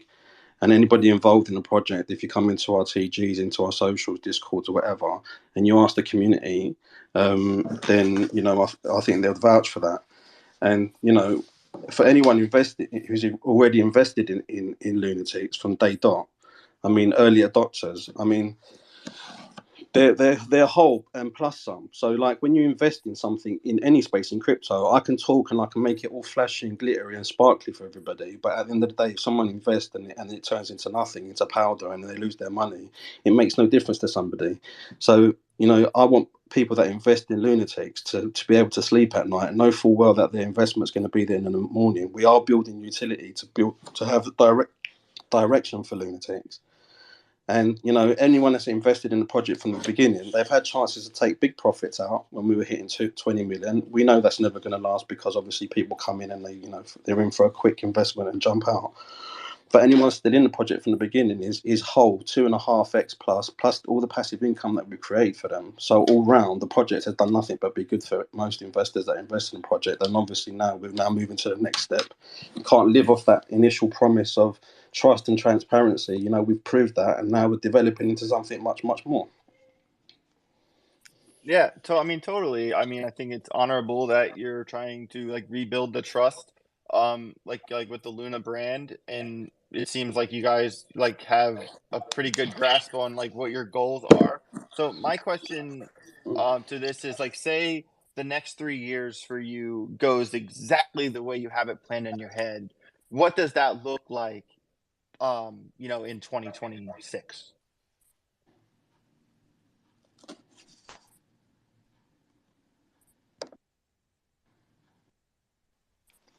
Okay, I can take this one.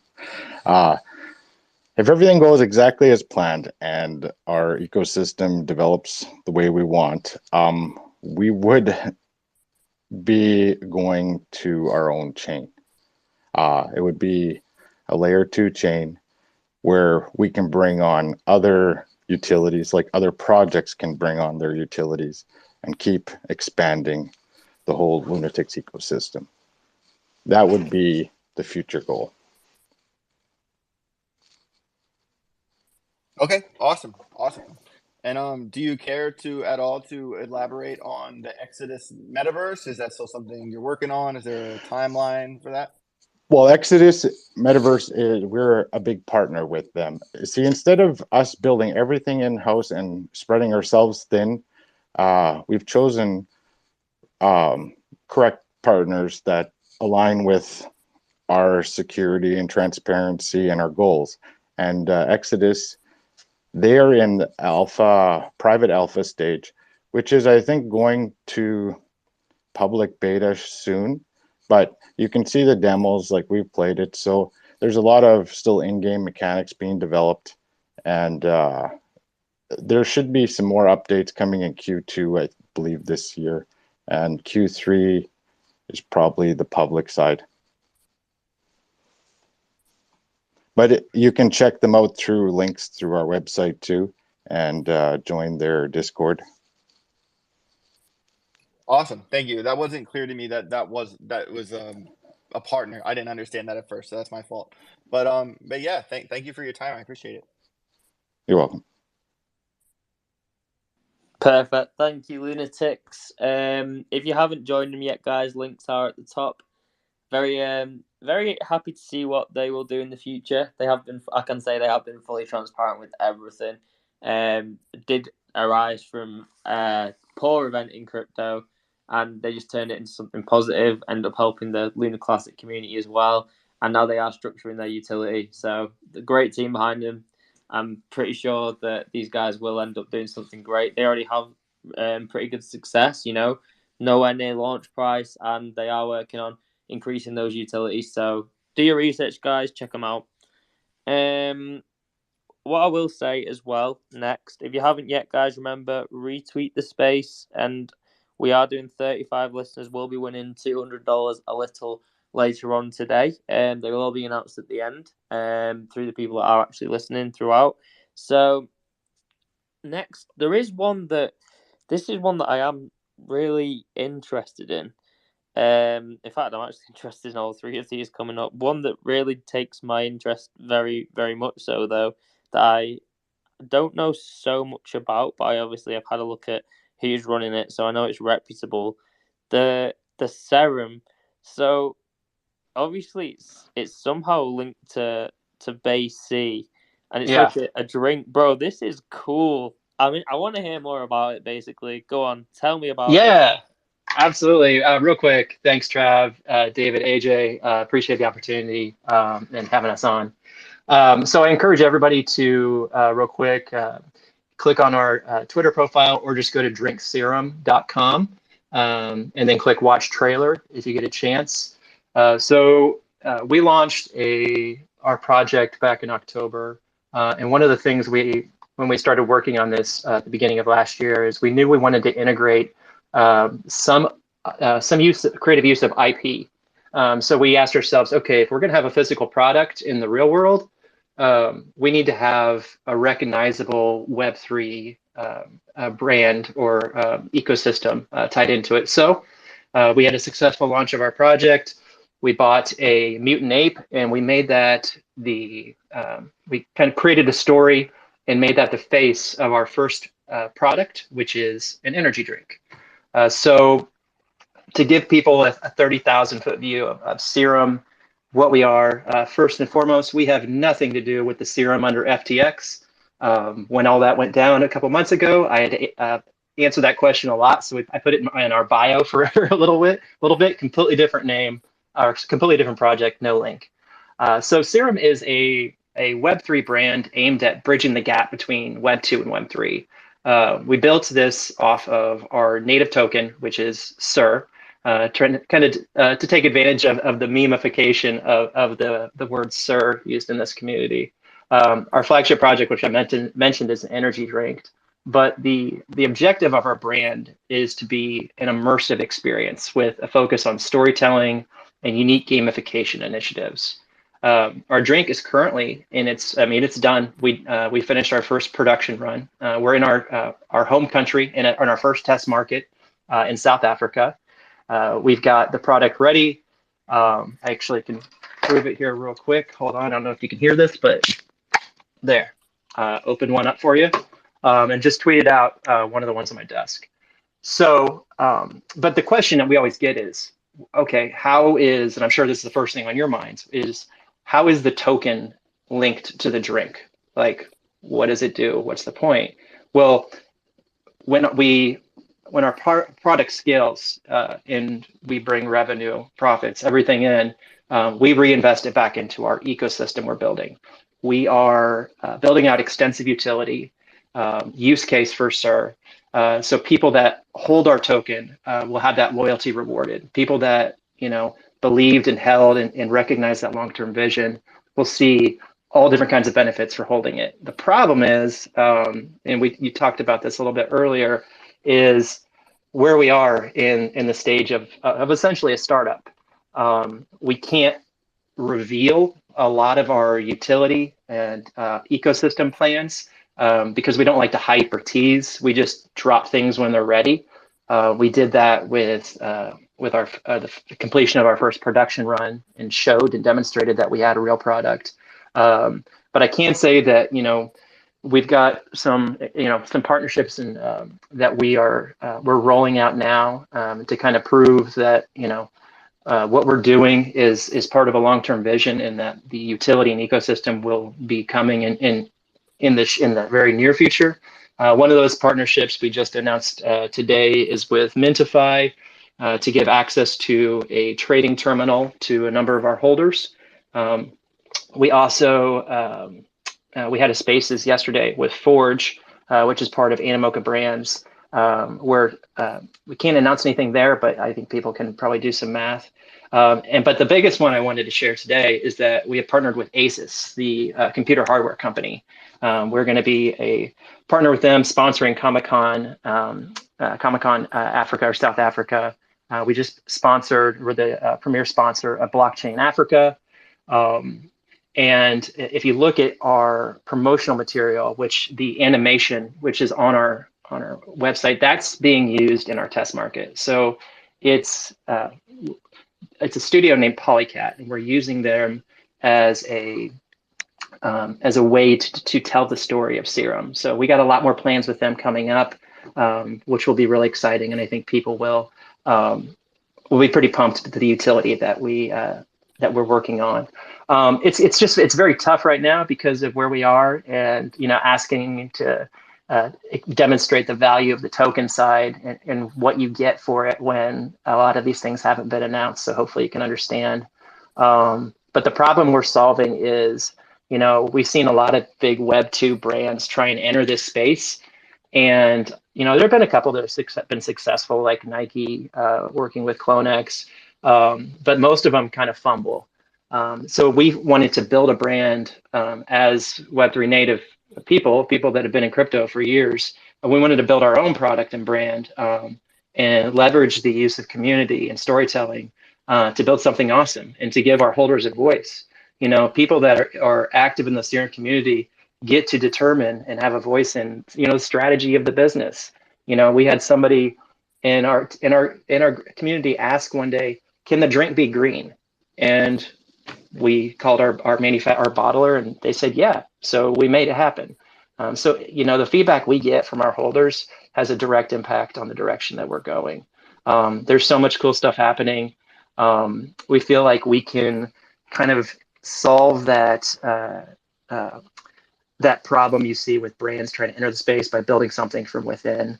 Our target audience would be, first and foremost, gamers. We just partnered with Wagme Games, who have a mobile gaming platform that is, I believe, it's in beta or alpha. It's in beta right now and should be releasing soon. They've been around for a while. If you like gaming and energy drinks are like peanut butter and jelly, go together well. But we're also targeting people that are, interested and excited about building something. We want to give others the opportunities that we've had ourselves to build something with underneath the Serum umbrella, because it's not going to be limited just to drink. We're going to have other product lines at some point, but we're just focusing on what we have at hand. The other people we're targeting is, people that want to be part of an active community, people that are curious, speculative or risk drawn, and finally early adopters. So where we're at right now and kind of our roadmap is, we've got the treasury to fulfill 250,000 canned orders. But once we finish our rollout across all of South Africa, the next phase is expanding to the United States, the UK, and Europe. The problem is maybe not so much of a problem. We've gotten this far without taking any outside money, no VC money, nothing. But we're going to have to get to a point where, in order to scale at the rate we need to, we're going to need to take in some additional money. I think, we can accomplish all of our goals within our home country, but we want to get Serum in the hands of everybody. We want to make sure that we have supply chain and warehousing and resources and CPG specialists working with us in markets across the globe. So really, that's kind of the challenge we see in kind of the midterm right now. But short term, everything's perfect. We're excited about rolling out some of the extensive utility and revealing the ecosystem that we have. So sorry, I'm terrible at talking fast. So if I can answer any questions, let me know. Honestly, yeah, I really like it. I'm honestly a big fan of like Web 2 coming to Web 3. I think the first Web 2 companies that enter Web 3 or originate in Web 3 will get a large market share. Like, we've seen like Coca-Cola be a leader in the drinks industry, Red Bull, things like that. And then when it comes to gaming, you have like Steam and other areas like that. But the companies that can sort of tokenize a utility token for a company in Web3 ahead of the curve have the chance to blow up in the same manner, because we all of us here believe in like the financial revolution, the digital revolution, where pretty much everything apart from money in the world has gone digital. And even to a large extent, you could already say that a lot of the monetary system is digital with credit cards and online banking. But there's nothing more elitist than digitalized currency that is decentralized to some extent or to a large extent. So that's why we all love crypto, and we believe it will be the future, because everything else is already pretty decentralized or in Web3 to some extent. People are encroaching in, and I've seen two projects, right, that are based on the drinks industry that have tried to come into crypto. One of them, I just don't think handled the marketing very well at all. They had the facilities, but the marketing wasn't there to match it. And the other one, I guess the distribution wasn't so great. They seemed to just fall off. But I think with the fact that your pre-existing audience is already quite large, obviously you're on spaces like this, you're networking, your branding is good. It's quite an attractive branding. It's sort of like, I mean, in some sense, Monster. It makes you think of Monster. I don't know why. It makes me think of Monster, but like the Web3 version, with the branding. And I looked at your website too. Your website branding's excellent. So I'm very much liking it. What would you say? How do you plan on? Are you integrating this into international stores, starting with the USA? Have you got like a distribution model yet? Yeah. We've just been kind of like, so I'm based in the United States, but my business partner is based out of Cape Town, South Africa. So from a cost perspective, we wanted to launch there first, because I mean everything is like 10%. It seems like it's about 10% of the cost of what it would be in the United States. But it's also, South Africa's got a really large like crypto footprint. There's a ton of active users there. But so we got South Africa locked down, and kind of where we're at with the United States, which is probably the next step. We're looking strongly at Europe as well. We have the referrals and the contacts where for supply chain, for manufacturing, supply chain, and warehousing. We're just gathering costs right now, because we already explored shipping it, like manufacturing it in South Africa and shipping it, and that is like completely out of the picture. Because our cost per unit, it would be outrageous. So we've got some stuff in the works, but right now we're still actively looking for partners to manufacture here, on the U.S. side. Just because I mean, there's a lot of competition, but if you nail your branding and your partnership and your marketing, there's market share out there to get. Monster and Red Bull, they're the biggest, but there's certainly other markets where they don't own them or dominate. So we've received some research on the marketing end, and we kind of understand what markets we can go after. Yeah, I like it. AJ or David, have anything to add here? I'm actually interested because I know you said that you can't state a lot of things you have out. So like kind of like interested to see once that rolls out to really have a different evaluation on your project. Yeah, and that's also like the reason why we haven't to date. Like I met AJ. I actually met you briefly at Decentral, and you gave me your contact info to send a proposal of our project, and I've been waiting to do that. It's actually kind of funny when I got on this set up for this, but I know this is David talking to me, by the way. but I've been waiting to answer your question, David, or your objection. until we reveal all that stuff, before we start having those conversations or sending and taking those meetings, I want to make sure the full picture is revealed. But yeah, it's tough to talk about utility that hasn't been revealed yet, you know?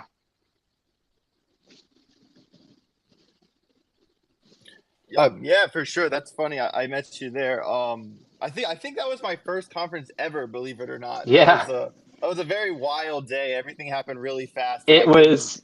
Whew, It was right. It was right before the insanity of that panel. oh my Um, God! Don't get me yeah, started with that panel, bro. yeah. I was in there. I was in there. I saw it happen. That was something. He was like, "Can you come up here and explain to everyone that Oh, she's wrong?" I was like, "What?" hey, But you were a great character witness. I will say that. well, thank God for that.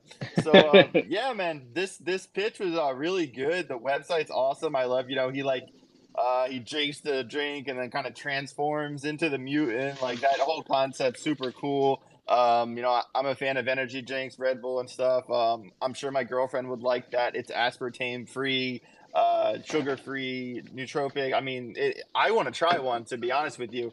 The one problem that I'm kind of running into though is one when, if I Google serum crypto, it doesn't come up because obviously, the deck like from Solana and like its connection, Yeah. Alameda, all that is kind of a big problem, because you want to be able to Google, like, if you Google like any like Algorand or like Hmm. like Solana or HBAR, like that's going to be what pops up. So you're Get that definitely SEO. like, if you have something, exactly, if you like do like serum energy or serum drink or drink serum or something that's like, you're gonna have to have something that brings you up on Google when people Hmm. search for you, because being found is obviously like the most important thing, regardless of how awesome like everything else around it is. So that's like my one little critique, but I don't want to seem like a jerk like for critiquing, because No, I really like the it's great. product. It looks awesome,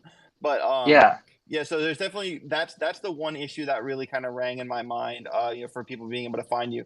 And my second question is, yeah, I don't own an ape or a mutant or anything like that, but are you going to run into like any like IP issues, like, or are you getting backed by Yuga, or is like, what's up with that? Like, are you allowed Great to? question. Yeah. Yeah, so one of the first things we knew that we needed to do to separate ourselves in kind of this, micro cap space, was we needed to have, no liabilities. So we hired attorneys. We've got our own counsel. We made sure that they reviewed the IP, the terms and conditions with Yuga. Yuga's great about like actively like promoting, people trying to grow businesses underneath their in kind of the Yugaverse ecosystem. But yeah, we've got full use of the mutant we own. We've, we're entertaining some potential uses of like maybe integrating other, NFT communities that are real big into like maybe some additional flavors, or other products we might do. But yeah, in terms of like liabilities, we are protected across the board. I learned in the last couple of months why people don't like lawyers. I don't think you get an appreciation for why people dislike lawyers until you have your own lawyers. They're necessary evil. I love our lawyers; they do great work. But my gosh, it's interesting. But yeah, no, we're good. We're good on all the use of the IP. Awesome. That's really great to hear, because the brain, like everything looks really good. Like even like the drink can itself, like with the mutant on it and stuff, like, and you know how like in the Bored Ape you can like use the serum to get mutant, like just the Uh-huh. name, like the way everything, it's very cool, like all the Easter eggs in there.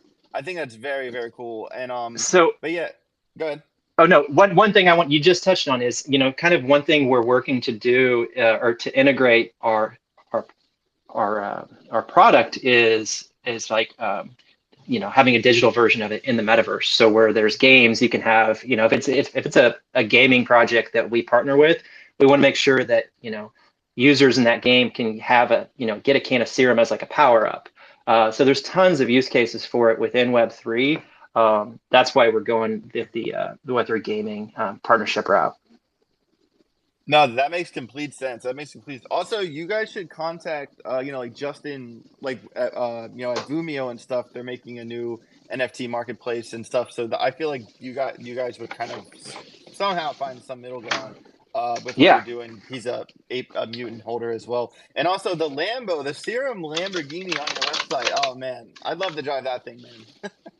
Yeah, that was one of our holders. He had it wrapped for some of our early marketing. That was I'll awesome. take that Lambo. I'll take that. Yeah, I can say that the project does not own that. That is a holder. So, That's but awesome. yeah, but no. If any of you guys are in the States, I've got some cans. I'll be happy to send you some. 100%. Awesome, thank you.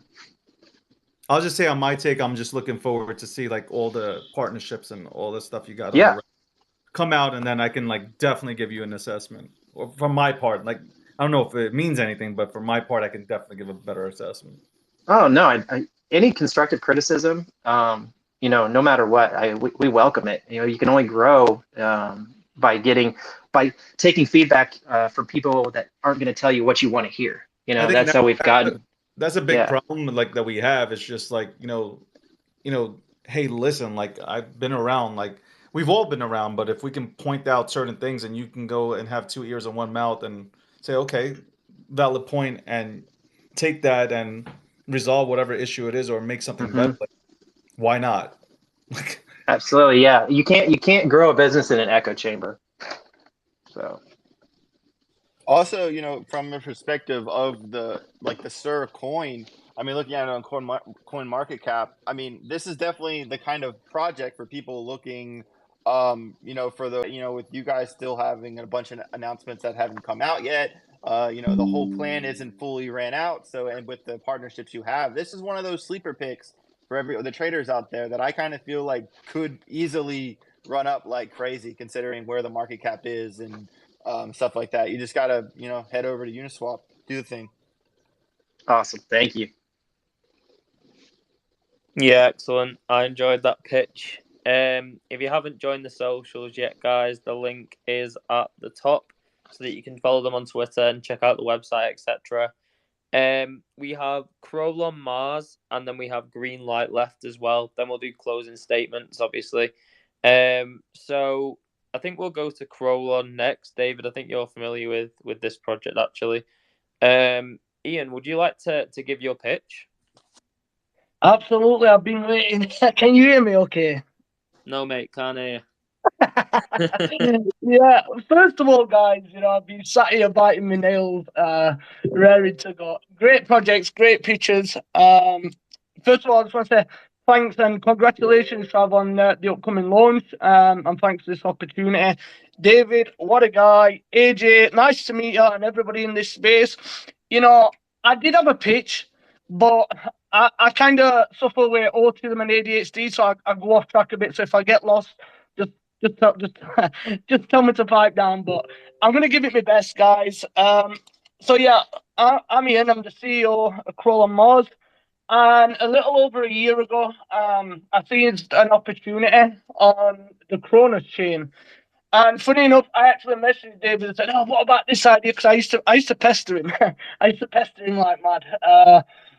But I had an idea and I acted upon it because I think the Cronus chain don't get enough eyes on it, but I see a great opportunity and potential for Cronus chain. At the minute, it's around about 7 cents or something.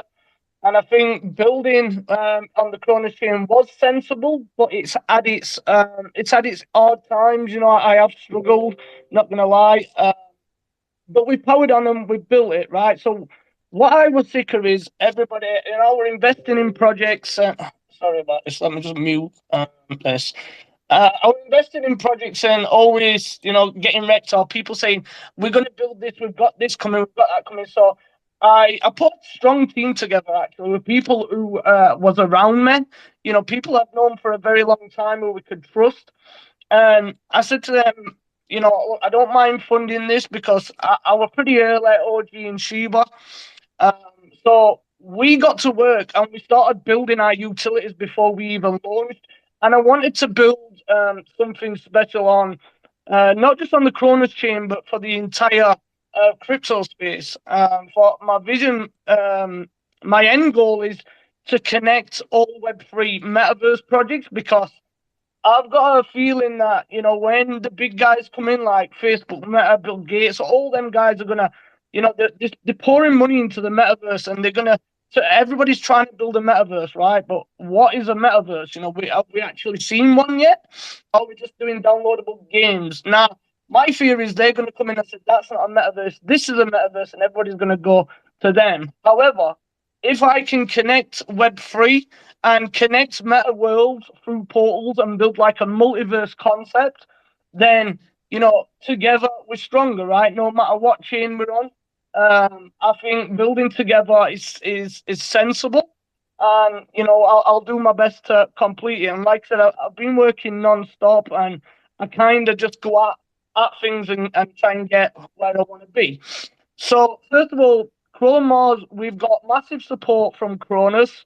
We just went to our first event at the game conference, the game development conference in San Francisco. Was invited by Kronos, so we have got a good relationship with Kronos. You know, we've been on AMAs with them, and we recently got tweeted by Crypto.com, and they just listed us in the Crypto.com DeFi wallet. So it's made it easier for you to purchase Crawl on Mars if you have the Crypto.com DeFi wallet, which is super smooth, by the way. So you could just swap straight Crawl on Mars in there. However, I knew it was going to be an obstacle building with a low volume. So we took the initiative to go and list on FIanance. So from crawlonmars.com, you can actually buy Crawl on Mars with BNB, ETH, Bitcoin, and many more. So we are actually like on a cross-chain aggregator, so you can find that easily from our website. Utilities. So we've got a play-to-earn game that's currently playing out in Crawl, and the play-to-earn game is built inside a meta world.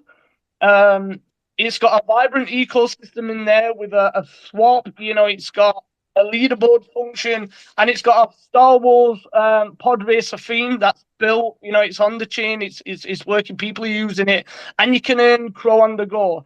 So it's a lot. We're building WebGL because we think that is the way to go, to be able, because some people don't have big computers and can't run these downloadable games from Unreal and stuff. So we have got an Android version out for mobile, what you can download. But we also have got WebGL for gamers if they want to play on PC. Now, there is the play-to-earn function in there, but there's also a cool function in the Explore area where you can go in there, you can drive Mars rovers, you can go in the NFT gallery, you can turn voice chat on, and you can have a live voice chat with each other and sell your NFTs and banter. But we added like a shooter pack as well. So you can run around like on Call of Duty. You've got loot on the ground, but it's not Call of Duty, obviously. But it's, you know, you've got ground loot. You can pick guns up to shoot people, respawn, random respawn, and all this is live now. We also have we started with 3D NFTs. There were only a collection of 730 because I didn't want to dilute the NFTs. I wanted people to get an NFT, have utility in the play-to-earn game, so depending on the rarity and stuff like that. However, having an NFT also comes with land in the metaverse, but it's currently under development. And what else? So we also have an NFT marketplace, which made sense for us, but this marketplace is cross-chain. So it supports Ethereum, Kronos, and BSC at the minute. There's a couple of free mints on there. You know, it is still new, so we do class it as beta. In a couple of weeks, 8 to 10 weeks, we should have a land sale on Crypto.com. So we will be releasing our NFT land sales on Crypto.com platform.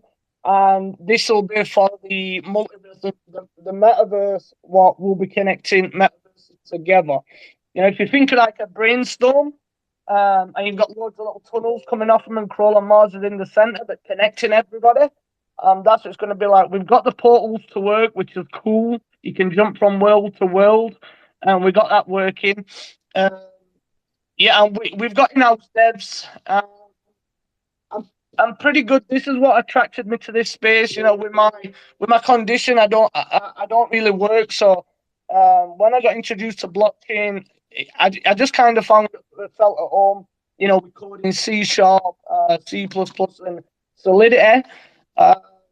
You know, don't ask me how I know. It's just I just know. But I do a lot of research, and I'm constantly working, constantly in this space, trying to build something big.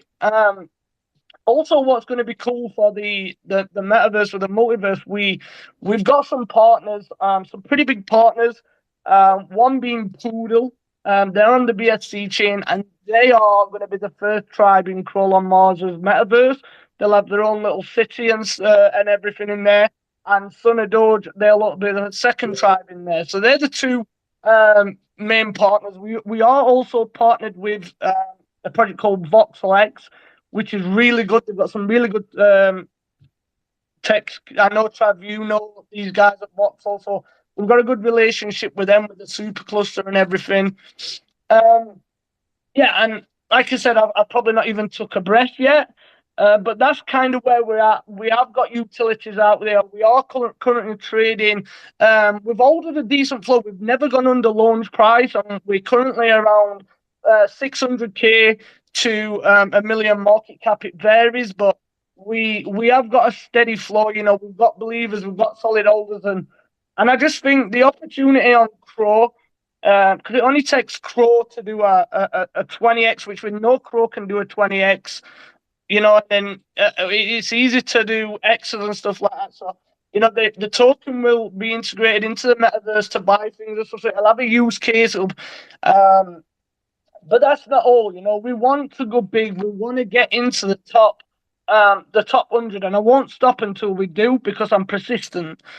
Those that know me know that I am persistent, and I'll keep going. So, with me being like an old school OG in Sheba, I had some contacts with them, and we got invited to build on Shibarium when it comes out. So there will be some sort of interaction between Crawl on Mars, the Cronus chain, and Shibarium, but I can't go into too much detail on that yet. Like I said, I don't want to be promising people when we haven't delivered. But there's some exciting news to come out about on that. It's all been approved, so we are currently testing some cool technology. So yeah, I just want to give a big shout out to everybody in the space, AJ, David, Trav.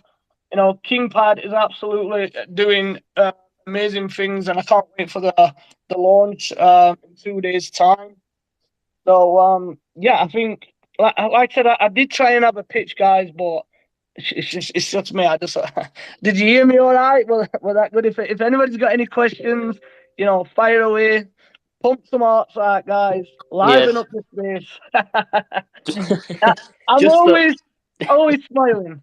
Just about heard you, Ian, mate. I think I could hear you from Canada. Well, David will be over then.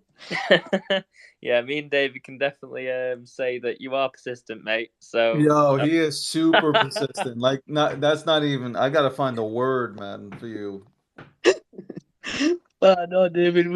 I know we've got some history on that. You know, I always look at the media as well. Goxline Media. You know, I seen you on board somebody like 2 days ago. You on board somebody to the team, and I see that you're growing. You know, and like I have harassed you in the past, but I have harassed everybody. I tend to just go. But we're building, and you know, we're having fun while we're building. I keep my community engaged. You know, we do some fun stuff, but all we can do is build, guys. You know, but I believe Kronos is going to shine. I'm sorry for shouting, guys. No, it's good. I know what you're trying to do, and you're trying to create a very good metaverse on Kronos, which honestly I think if successful, it can do very well. Because there isn't really a whole lot of competition on Kronos. your liquidity is built on. I mean, I think you can say that Crow is an appreciating asset, as obviously it's attached to Crypto.com. As long as Crypto.com is successful, then Crow has, you know, a growing exposure as it expands. So I think you can say it's built on an appreciating asset with little competition, and I think that is the positive. Because like for me per se, like obviously we've built our metaverse. We're on BNB chain. On BNB chain, there are a lot of people trying to build metaverses, but that's why we've integrated it within a whole ecosystem. And we've also hired probably one of the best teams that are doing it, because we do have that competition. So we're making sure that ours is amongst the best. Whereas your competition, I don't think there's that much competition for you. So if you can really hit the Crow network, and I think Crypto.com will be wise in pushing you actually, because you are in. I think I personally, there's 2 Crow coins that I am personally aware of, and you're one of them because you are very persistent, and that's a good thing. So yeah, that's my take on it. David, AJ. I just, you know, honestly, like I think Doc is going to do well with anything that he puts his mind to. This dude is a go getter, man, and I just I'm actually rooting for you, man. Yeah, I appreciate it, you know, David. It means a lot coming from. I mean, so you have got like a big engagement. So it does. I were a bit nervous coming in here today. But yeah, and like going back to what Trav said, that, you know, there ain't much competition, and I'll be honest, we built an NFT marketplace, and we kind of got told to stop building that because, you know, there's a few already on there. So we have got the guidance, and they do want us to be the number 1 GameFi Kronos. I don't know if I said that, but you know, I'm just honest, and you know, that's what we're doing. We're producing a good GameFi, a good environment, something that people enjoy, and I think like Trav said, it's, you know, we don't have that much competition over there, so we I reckon we can see a listing on Crypto.com. Obviously, as numbers have to go up, you know, we have to be persistent with them. The community is always engaging, you know, and kind of get the Shiba vibes where, you know, when lists, there's a lot of community like petitioning DA, Crypto.com list, you know, so there's some good engagement, and they have acknowledged they did list us in the DeFi wallet, which were amazing, and tweeted us. Chainlink tweeted us that as well, but you know, Chainlink do tweet a lot of art, but we've had some achievements, you know, and we're just going to keep progressing. So thank you, David and Trav. AJ, do you want to pick my brains? Yeah, sure, man. First of all, yeah, I totally agree with David. I'm rooting for you. I'm 100% rooting for you. I can hear the passion in your voice. If you know, David and Travelhead say you're a go-getter, I've never met or heard of you before, but if they say it, I will take their word for it, 100%. So I'm rooting for you. I wish you guys the very best of luck. You know, what you said sounds great. I love, you know, the idea of running on Crow, play to earn game. What I want to learn a little bit more about is your space pod racer game in the Mars metaverse. Is this already operational, and is it a fun game to play? Is it like what's it like? You know, I really like racing games normally, so if there's a space pod racing game in Mars, I think I would play it. I'm gonna I'll put the link. So if you go to crawlonmars.com and go to P2E, it is actually live, and you can earn Crow.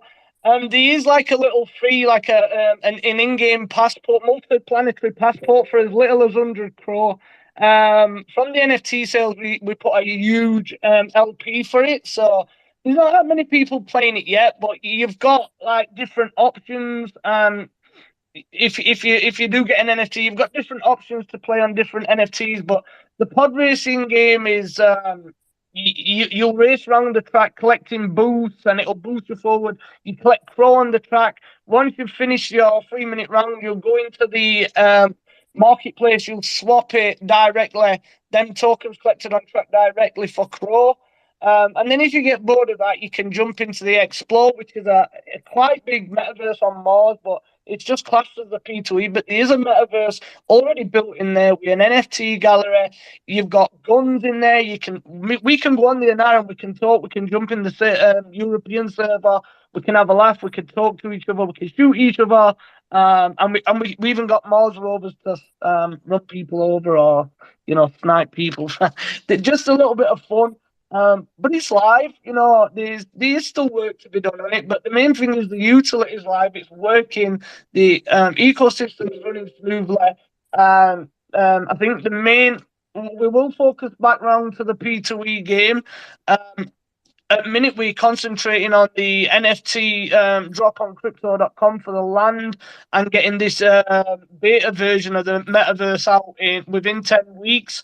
We have been working a very long time on it. So it is in Unity and it is WebGL for smoothness and people not with big systems. So keep an eye out for the metaverse drop. It'll be good. I think you'll sell out pretty quick. But yeah, the P2Es live. I mean, there's not many P2Es that I really know about nowadays. What are live, it is a bit of fun. Yeah, but go and check it out. And most importantly, when you go on there's a documentation so you can check we had all audit report. Every contract's being audited. Everything got audited and through Interfi and we KYC'd. I've actually KYC'd with Assure DeFi. So they've got my KYC, but I've also KYC'd 3 times over the past because I KYC'd with one company, then they went. So then I had to KYC'd again, and then finally I just KYC'd we Assure. Just to give a little bit of reassurance to the community, we're not going nowhere. I'm down to earth. I'm just normal, and I'm just building, and I won't stop until Crawl on Mars is in the top 100 at least. That's the spirit, man. That's the spirit. I love to hear it. I just gave you guys a follow on Twitter here. To everyone listening, definitely go give them a follow. They got their metaverse beta dropping in a couple weeks here. I'm looking forward to how it plays out, and I'll keep my eye on it for sure. Great meeting you, man. Yeah, likewise. Thank you, guys. And yeah, let's go to the next project. Oh, also, before I forget, interesting. Sorry, they want StrikeX. I'm looking for an on and off RAM. Can we collab? Ian, mate, I hate to break it to you. You would have done a better job asking them when they were actually on the stage. I don't know, yeah, I think I think generally. Sorry, guys. No, you can drop them a DM. I'm sure they'll respond, or you can drop me a DM and I'll connect you. Hey, Ian, I can make sure that Joe reaches out to you and we take care of that, buddy. Thank you, General. Yeah. General shows us some support as well. We have got a lot of support. I love you, Ian. You're one hell of a character. I can tell you that, man. I think that's why we get along so goddamn good because you were just one hell of a character. I will be when my face is plastered over the pin-up guy for Crypto.com.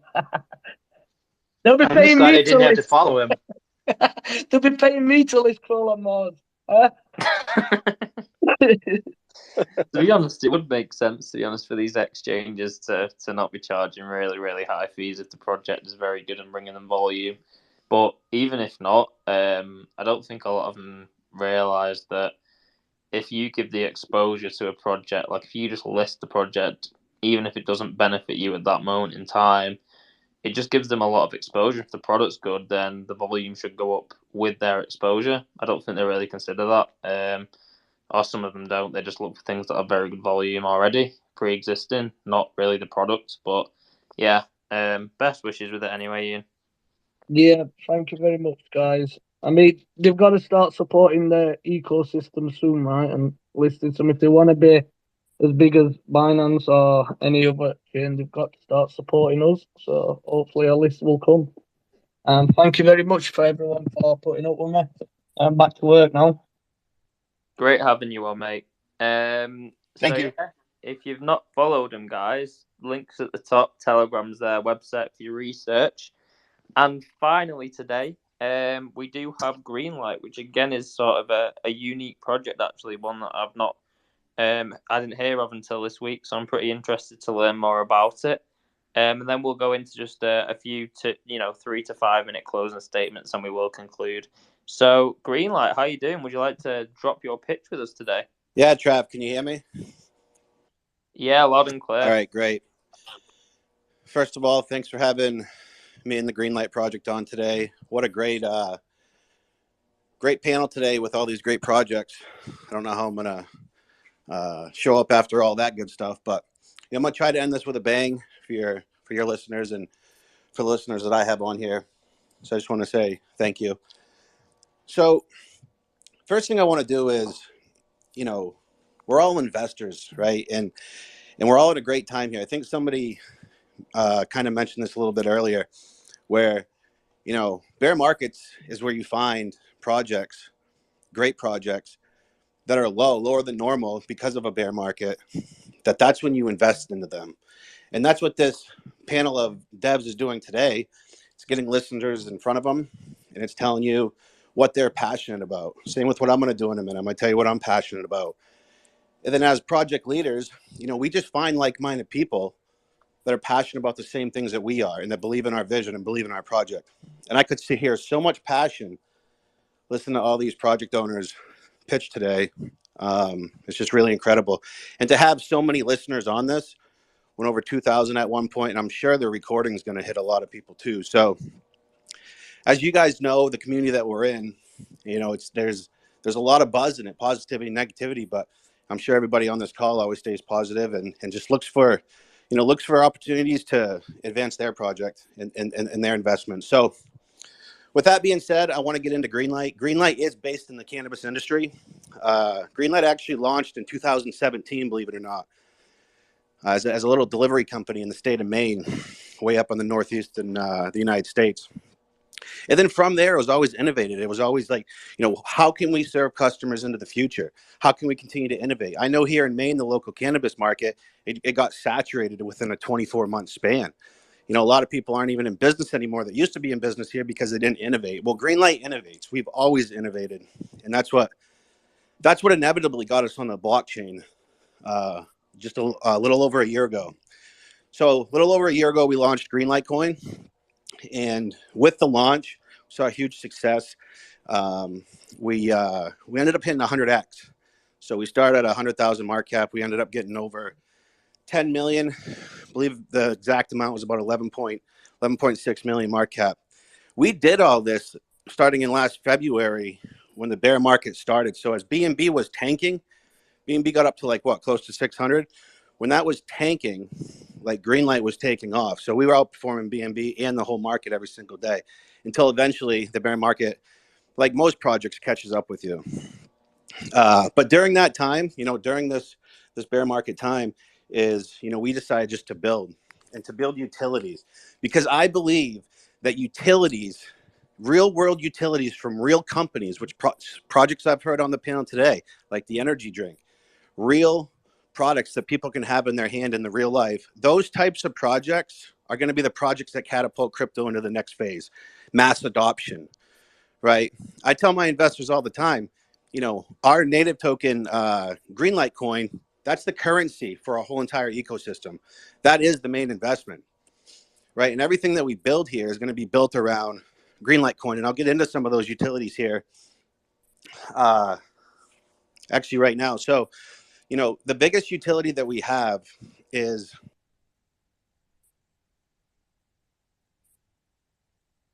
a call out. It's an app. The app's in the App Store, in the Apple App Store right now. It's a multi-store marketplace for cannabis dispensaries, and we just launched for other businesses as well, right? So multiple businesses can go on it in multiple different categories. Now, what we're doing is we're merging crypto and cannabis to be able to make payments with crypto. Now, the nice thing about this is we don't want to just allow people to just do crypto payments, but we want to take all forms of payment, right? Like credit cards and debit cards when legalization happens. Because with cannabis, just like crypto, it's highly regulated. So we're in both of those industries, which they're both very early in their infancy, which also makes Greenlight an attractive project because we're actually growing with we are the pioneers out here. Now, not only are you going to be able to use Bitcoin, Ethereum, and Greenlight for transactions? But you'll also be able to use a debit and credit card, like I said. But with that purchase, when somebody purchased the cannabis from the store or any of the products that they get in the marketplace, what happens on the back end is it buys Greenlight coin and then it sells Greenlight coin for the transaction. And 1% of every transaction that happens through debit and credit card goes into our LP. Now, LP is a big conversation around here because I believe that projects are only as good as their LP, because if the LP is gone, everything's gone. So we designed our utilities to pump our liquidity pool. Another thing is every order besides a credit card order, 2% of that will also go into the LP as well, that the customer is paying for. All right. So that utility is currently our flagship, but I'm going to tell you about our big flagship utility here in a minute. So recently what we did, because we have our own app, but recently, a month and a half ago, we launched a new product and service. Now we build other cannabis stores or other stores their own app, right? So we're putting apps in the app store for other businesses that are branded to them. And the nice thing about that is it's the same database as ours. So if the business has their own app, they're also on the Greenlight multi-store marketplace. But they can have all their customers download their app and start branding. You know, what's better than having your own app and your customers wake up in the morning, they go on Facebook or Twitter, or they get their news on their phone, and boom, right there next to it is the app of their brand. One click away to start shopping. Cool thing about those apps too is 2% of all those sales go into Greenlight Coin LP as well. So we're constantly thinking of new ways to build our LP to make the investment as safe as possible, right? So we're proud of kind of how we structured that phase of it. Now, the big product that we have, or the new flagship product that we have coming out, is our metaverse. Now, the metaverse is going to be, it's going to be nice. It's going to be, I haven't seen one that's, built totally around cannabis, but also with the features that we're going to have. I'm going to share those with you right now. So it's going to be like a gaming metaverse, right? So you go in, you create, just so you know too, development's already started. Like that's the phase we're in right now. So you go in, create your character, create your username, and you can create your avatar. So you can create somebody that looks like you, or you can upload a picture, and then that picture will create the avatar for you. And then from there, you can proceed to walk around the metaverse. If you see a friend that you know, or if you want to meet people, you can go up to them, connect with them, you can type to them, or you can do voice. So Trav, you can come into my metaverse, we can see each other, we can be in the cannabis store or somewhere else, and we can actually talk voice in there once we connect, which is very cool. Now, this metaverse is going to be based around e-commerce, buying cannabis online. There'll be other stores within the metaverse too, because we want to make it like a real world experience where people hang out. But the theme, if you haven't gathered yet, is cannabis. It's the cannabis community. Right? And the cannabis community just keeps growing and growing and growing. I see 80-year-old people going to the dispensaries nowadays because they're like, I want to try that stuff. I think it might help me. Like that's where cannabis is going as a whole. People are going to it for medical purposes. And cannabis in itself is just going to keep growing and growing and growing as well. So it's not like 10 years ago when people looked at cannabis and they're like, that's an illegal drug. You're going to jail. Like, it's not like that anymore. It might be in some countries. Right now, we're predominantly just in the United States. Okay, so I will say that we are expanding too, but we're launching everything in the United States because we know the laws here and we know what we're able to do, which is cool. So the other parts in the metaverse that are going to be cool too is you're going to be able to have, you can buy residential lots and commercial lots. Now, depending on what you buy is what you can build on it. You know, if you buy a commercial lot, you could rent it out, lease it out. You can put your own store on there. Approved by us, you can sell your own products in there as well, which is very cool. So just give you an example. The fella on here earlier was Serum. If he wanted to get a plot in our metaverse, he could sell his drinks through that store on our metaverse. That's what I'm talking about. And then now basically what they did is they ordered the drink in the metaverse. UPS ships it to their house or however they do their shipping, which is really cool. Now, The metaverse is also going to have other parts of it too, because, you know, just like YouTube, Facebook, Twitter, like Twitter created spaces so more people hang out on their platform. Well, we're taking that same model within Greenlight World. That's why we're going to put an arcade in there with P2E Gaming, where you can earn free Greenlight coin. So there's going to be actual games in the arcade within the metaverse, which is going to be cool. Another thing is we're going to try to incorporate some sort of casino where you can win like Greenlight coin and things like that too, on casino games, which will be nice. You'll be able to build vertical or horizontally. So we will have like condominium residential buildings in there where people can buy and have their own plots if they will.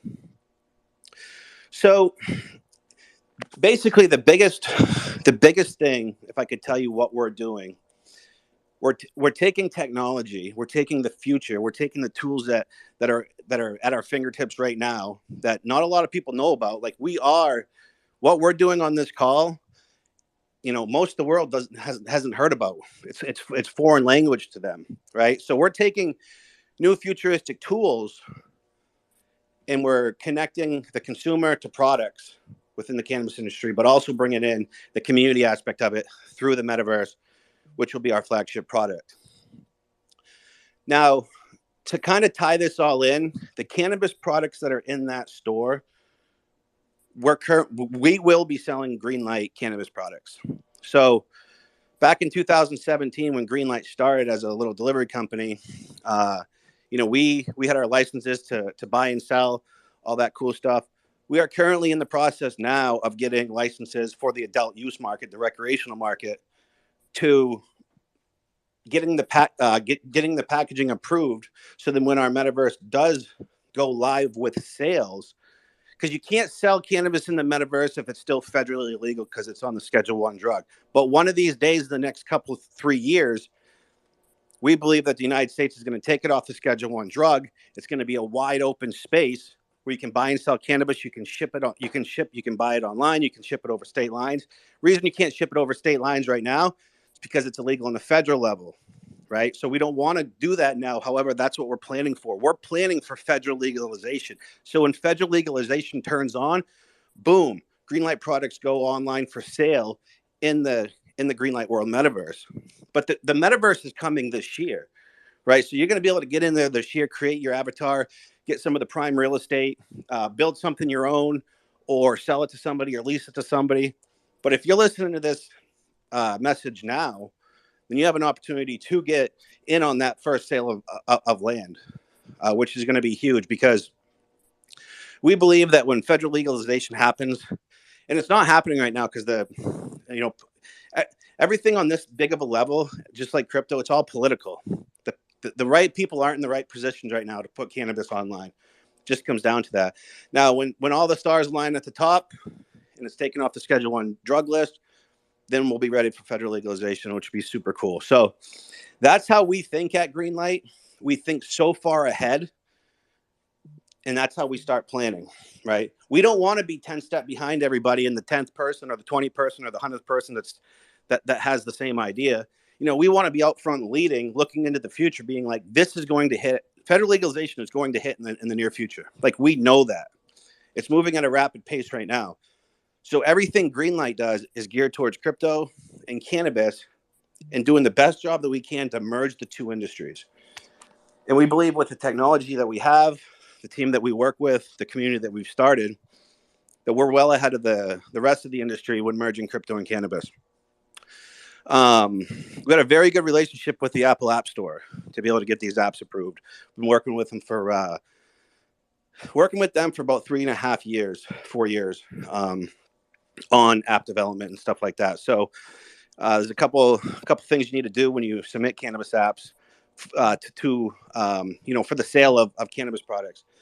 Now, with the metaverse, we're going to have an iPhone app and an Android app, and it's a gaming mode metaverse, which, like I said before, you can walk around it, you can play in it, you can talk to people in it, you can socialize. You can literally walk into the cannabis store and ask the person next to you what they recommend. Boom, done. You got the recommendation. There'll also be a theater in there, and it's going to be based around. I don't want to give you the exact layout until we launch the trailer video, but It's going to be based around water, tropical type area. It's going to be very cool. And that's what we're super excited about here the most is the metaverse and federal legalization.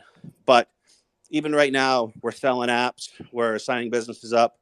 We're in our second and final pre-sale right now, which we had a staking pool, and this is the last year of staking. Kind of good timing because, with all the regulations with staking now, but this will be the last, 2023 will be the last year to stake your coins. So people are staking their coins for the last time. With the remainder of the staking coins that we had, we opened up a second and final pre-sale, which people can buy the coins just like a normal pre-sale and be able to hold them for the new launch. Now, what we're doing right now as a special, I created this promo all for basically Trav's listeners and anybody that was listening to this today. We are in a phase 3 of a 4-phase pre-sale. And right now you get 10% extra when you buy pre-sale. However, I got a crazy offer today. You buy in the next 24 hours. The stuff's already live on the website. You buy in the next 24 hours, send your BNB contribution over. I'll send you 35% extra tokens.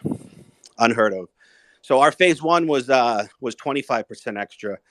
This special phase just for 24 hours would be 35% extra tokens. You buy $1,000 in pre-sale, send you $1,350 worth of Greenlight coin. So it is pretty cool in that aspect of it. And Greenlight coin will be the currency for everything that we do, and it will be the LP that we continue to pump.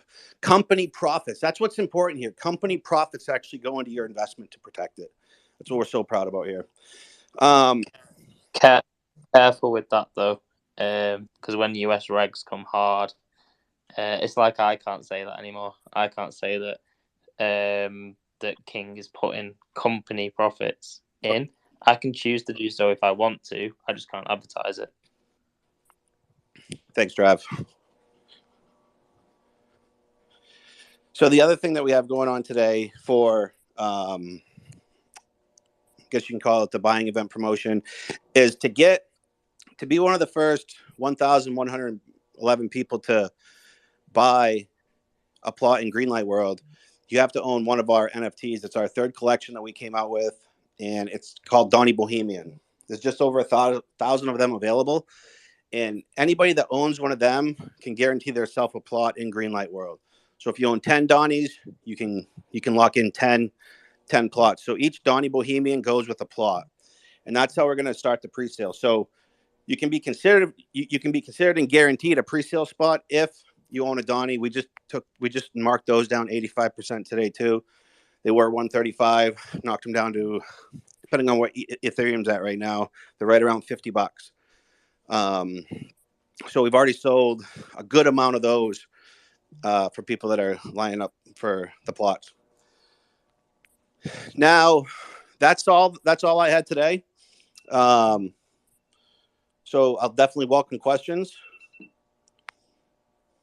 Yeah, I mean, I like it. It's like I said to Serum, when it's a project in its infancy that is sort of like a big Web 2 business going into Web 3, I feel like it's the first ones that do it.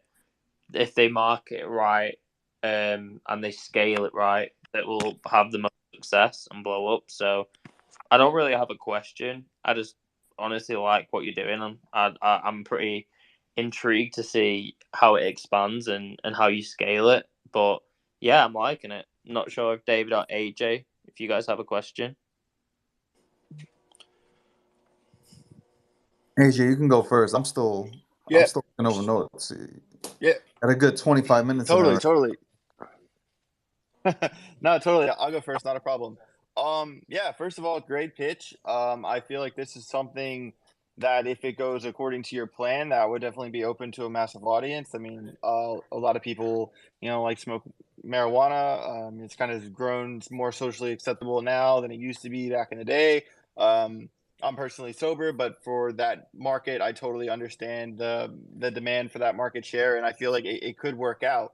My main issue with this though is that I used to live in Washington State, and a friend of mine owned a grow and stuff, and I know a lot of the rules and regulations about like how much of that, like he actually gets to keep from selling it because the taxes are just like absolutely ridiculous on cannabis sales. And not even just that, like, you know, I can't I can't buy something here from Georgia from his place in Washington, like you said, like you touched on, like you can like from state to state. And that your game plan is kind of leaning on it, like the fate of your game plan is hoping that the government you know, makes that legal for you to be able to do that. So, like a lesson I've learned the hard way in my life is to never put my fate into someone else's hands. So, if like say the government comes out and that never happens, like what's your plan B? Yeah, great question. I don't think I distinguish the difference between our multi-store marketplace now, which then we also build apps for companies that have their own app. So we already have a utility that's built on the local level. It's for basically what you're allowed to do right now. Okay, so if somebody goes into an area, right, you go to San Diego, California, and you go search for local stores because that's how you get cannabis now, right, on the local level. So we already have that utility. That's the same product that I was using back in 2018 when I was doing my own deliveries, fine-tuned it for the marketplace that it is now. The master plan, though, so that's going well. The master plan, though, is for federal legalization, which will happen. It's just, you know, it's not really if, it's when at this point. And I alluded earlier, you know, my guess is 2 to 3 years. I actually think it could happen before Biden leaves because usually it's Democrats that approve this stuff, even on the state level. So it could happen within 2 years. I don't think you will go anywhere past 5 years on it because there's just so many states that have adopted it right now. So the reason why the taxes are so bad is because it's on the Schedule 1 drug list. So there's what's called 280E on that you have to file with. These grows have to file it with, and these retail stores have to file it with their taxes.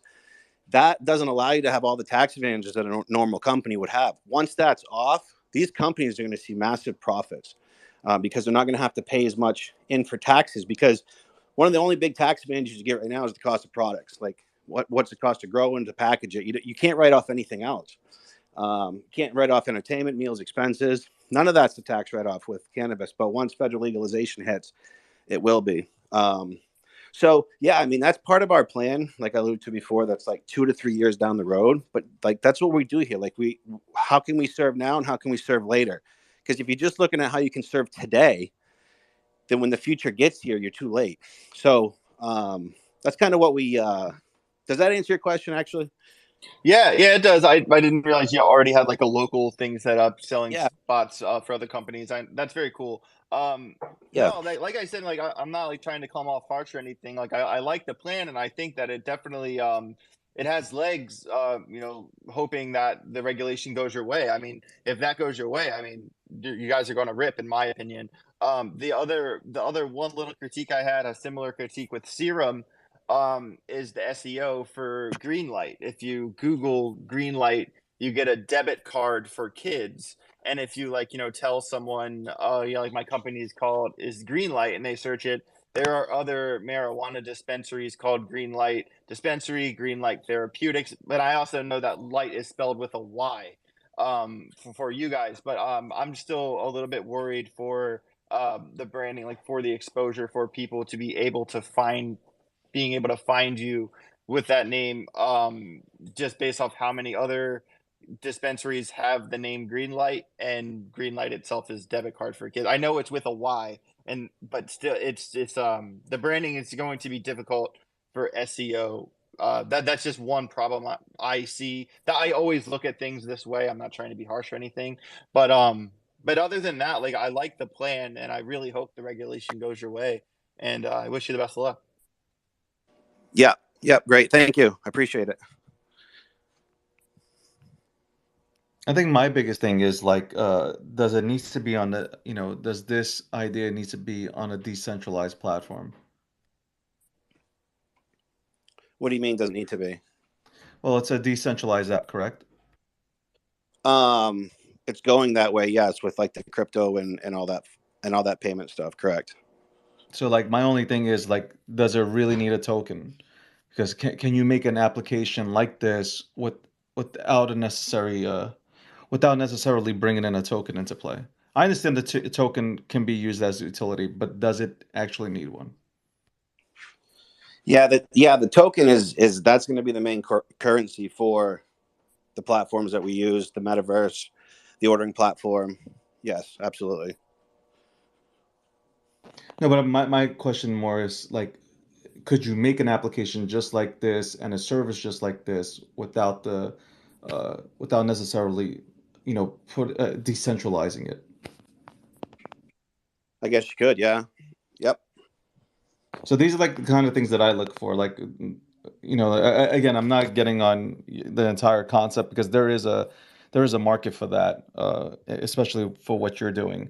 But it's just like, what are these things that actually need to be decentralized, and do some of these other things need to be decentralized? Like I go back and forth, and I talk out loud about this kind of stuff, but I go back and forth trying to figure out if we really need that in the market. Like, could we not go ahead and get, marijuana? I don't smoke or anything, but like, could I get marijuana by using, do I have to use your asset in order to get marijuana? That's what I really think about. Yeah, no, I mean, there's different payment options everywhere you go, right? There's Venmo, there's Apple Pay, there's credit cards, there's cash.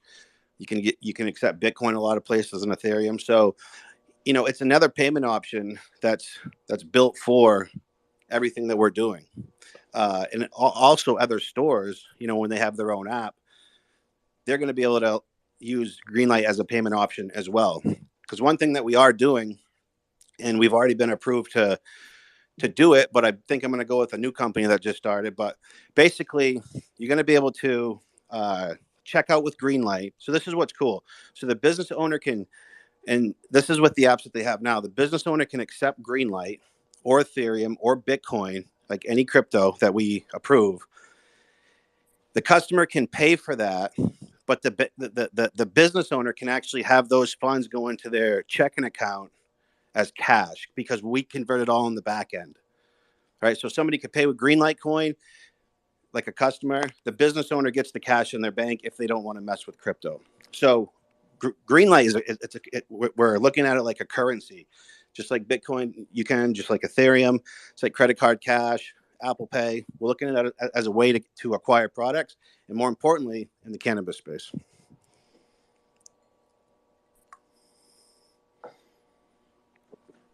Well, I hope it all wins out. It's just that that's really my thing. Like, if I want to go into this, like, that's really what I'm thinking about. Like, maybe it's just me as an individual, but like, I'm thinking in that facet.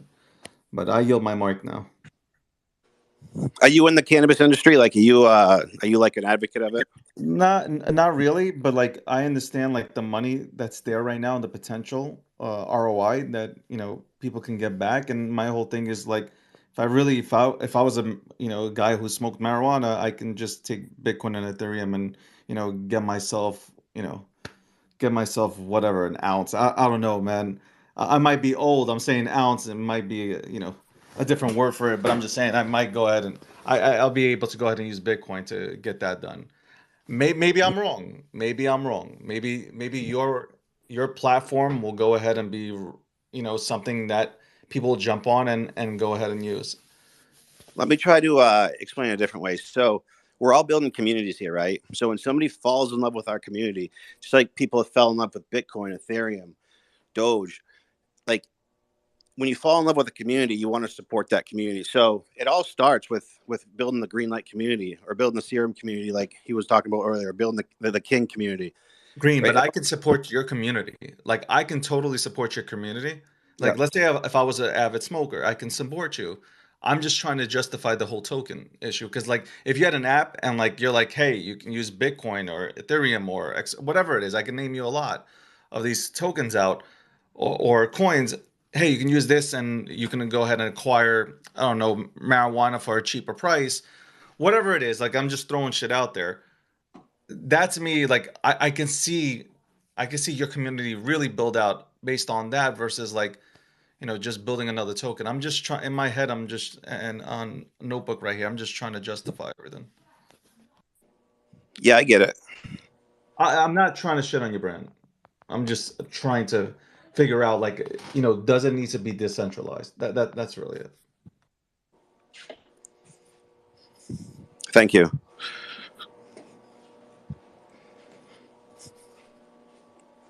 Dr. Crypto has his hand up. You have a question, man? Yeah. I just wanted to ask a quick question on so obviously I like metaverse and stuff, and I hear the metaverse. What engine are you building in for the metaverse, and what's it going to be like? Do you know what would be the sole purpose for the marijuana, or will there be having some games in there what people can do and stuff? Yeah, like I alluded to earlier, there will be some P2E gaming in there, along with a casino, along with cannabis stores that Greenlight will sell its own products in, that we're currently manufacturing now. And the first question that you asked was, what was it? Engine. What engines it be building? Yeah. So when we launched the trailer video, like the teaser that we should have, I'm gonna say in about a month. When we launch that, we'll have a lot more information about the metaverse, and you'll actually be able to see what it looks like. And then we can start answering the questions about, like, the specifics of it. See, we don't even have a trailer video yet. It's just started in development, so we're that early with development, which is cool. We're starting to talk about it now, but we don't even have any official marketing out yet. This is one of the first public announcements that I made of it, which is cool. Definitely people are early. A lot of cool metaverses coming out. So I would just say, if you're interested in anything that we're doing, follow us on Twitter, follow myself, get in our Telegram, ask questions. I'm around every single day in all my communities. You can ask the investors over there. So I'm always active, always building. And I would, if you're interested, I would definitely just join our communities and see what we're up to. Yeah. Hit me up in DMs, like I say, I'm interested. I have got a bit of knowledge in this as well. I'm always looking forward to collab and grow, and just help each other, right? So hit me up. I have got a lot of knowledge in the metaverse space and stuff like that, and I may be interested in aping. If you go to the Greenlight profile, my personal Twitter handle's in there. It's under Dev, Futuristic Boss. You can DM that account. So if you want to talk, just go through a DM over there. Yeah, no problem. Thank you. Awesome.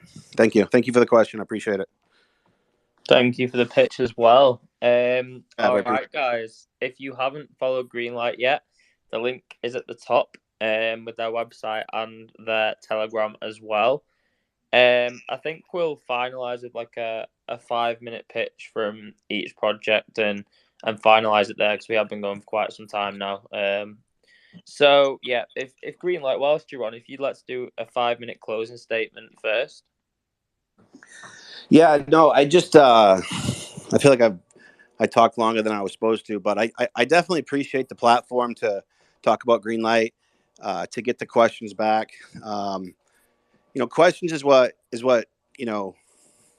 I think every project owner here is an innovator, right? They're a visionary. They see something and they want to build it. They want to bring it to the world. And it's tough questions that come up that make you build better, build bigger and things like that. So, these types of pitch forums, they're challenging, but any challenge, it elevates you as a person and as a community and things like that. So, I was on the other side of these before, where all the investors are right now. And now I'm on it as a project dev. So I definitely understand both sides of it. And I just encourage anybody, if you're interested in cannabis, obviously you guys are interested in anything on the blockchain, come into our community, see what we're up to. If you have ideas, we definitely love listening to investors' ideas. We've actually implemented real world stuff with what we do from investors' ideas. So we definitely encourage you to come in, like us, follow us. Ask the questions, ask the tough questions, and that's what we're here for. So that's it for today, Trav. You guys all know where to find each project that's here, so I definitely appreciate the time. Yeah, brilliant. Thank you for coming on, certainly. Okay, so next up for the closing statements, maybe we do a bit of a different order. Maybe we do Serum next. Yeah, apologies in advance. I just finished that energy drink, so I'm wired right now. So thank you everybody for having giving us the opportunity today. In closing, I would say make sure to follow our account, turn on alerts. We try not to tweet unless it's something substantial. We got our links to our project, our website, and our Telegram. After this, I'm going to be hosting a live video chat in our Telegram. But in terms of like the short and midterm future here, there's a lot that's happening, like even in the next like couple weeks. So be on the lookout for some of these partnerships we're going to be announcing, some of the reveals on utility, and kind of the picture we're going to paint of our ecosystem. But we're excited to work with more projects, to announce some more collaborations, and really reward the loyalty to the people that have been holding our project for a while. It's we're in a very lucky spot in Web3 that we can do this for a living. I was because of Web3, I was able to escape, the cubicle life, and get this opportunity to build something new. So anybody else that's building or developing in this space, feel free to hit me up. I'm more than happy to make introductions or point you in the right directions, because a lot of people helped me out early on.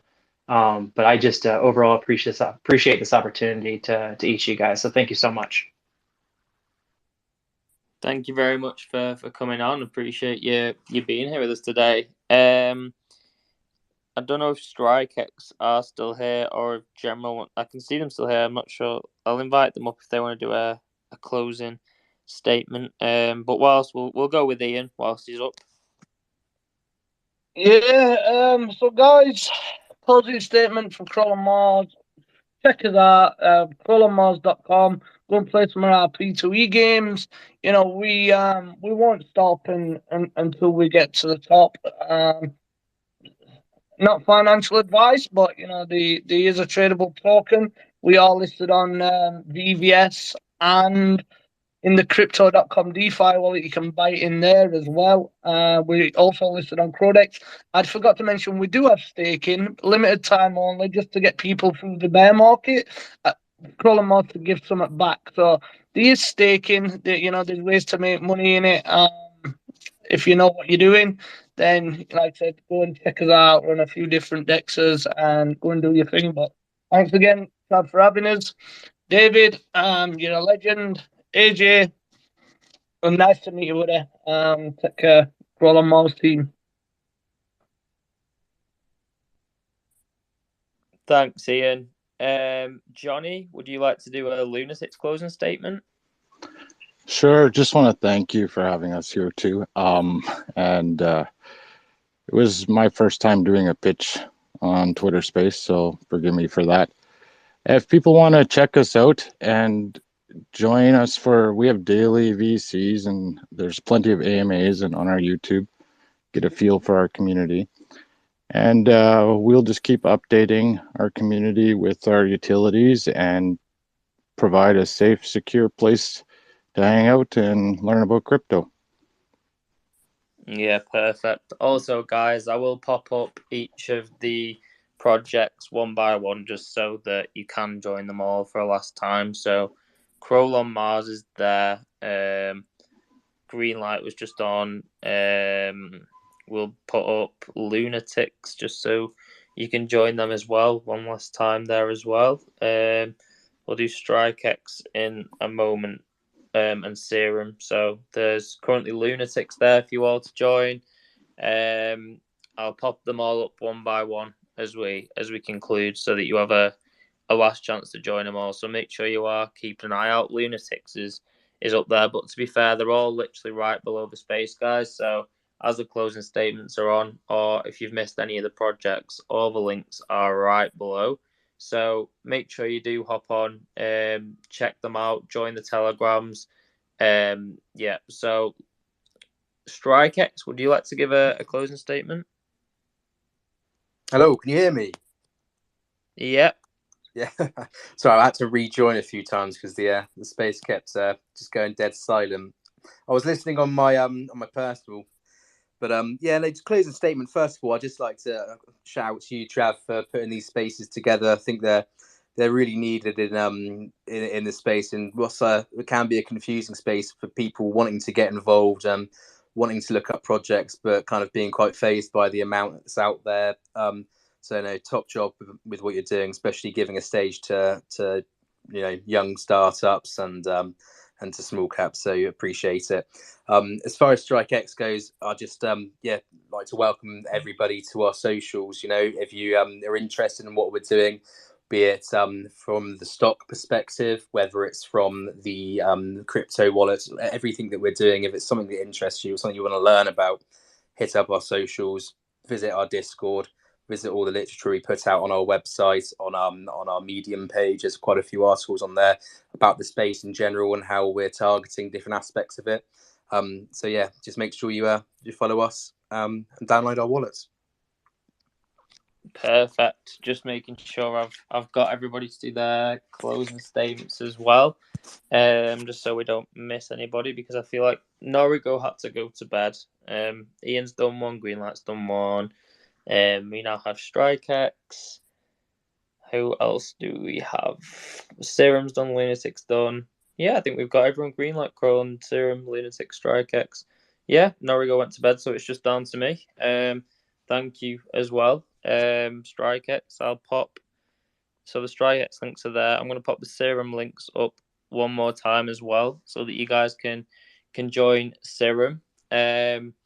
Also, I will go through the listeners and pick out 35 winners as well of $200 from today, which is pretty damn epic. Okay, I guess I'll do a closing statement on King as well. So if you've not joined us over on King yet, then I'll pop the links up one more time and I'll conclude with it now. So King is my project. It's something that I'm working very, very hard on. I would say 12 hours a day on average, if not more. Obviously, we're building all around King being the currency of the entire ecosystem. So, for example, our first project coming onto our launch pad is a project that has been in development for 4 to 5 years, and the second project launching with us is also been in development for over a year. As KingPad progresses, the first version is coming out in 2 days, meaning that obviously we can't change the code now, but obviously for sustainability reasons and to make King the general currency of the entire ecosystem, it will be updated a little bit down the line. So, 2 months or so, and King will be required.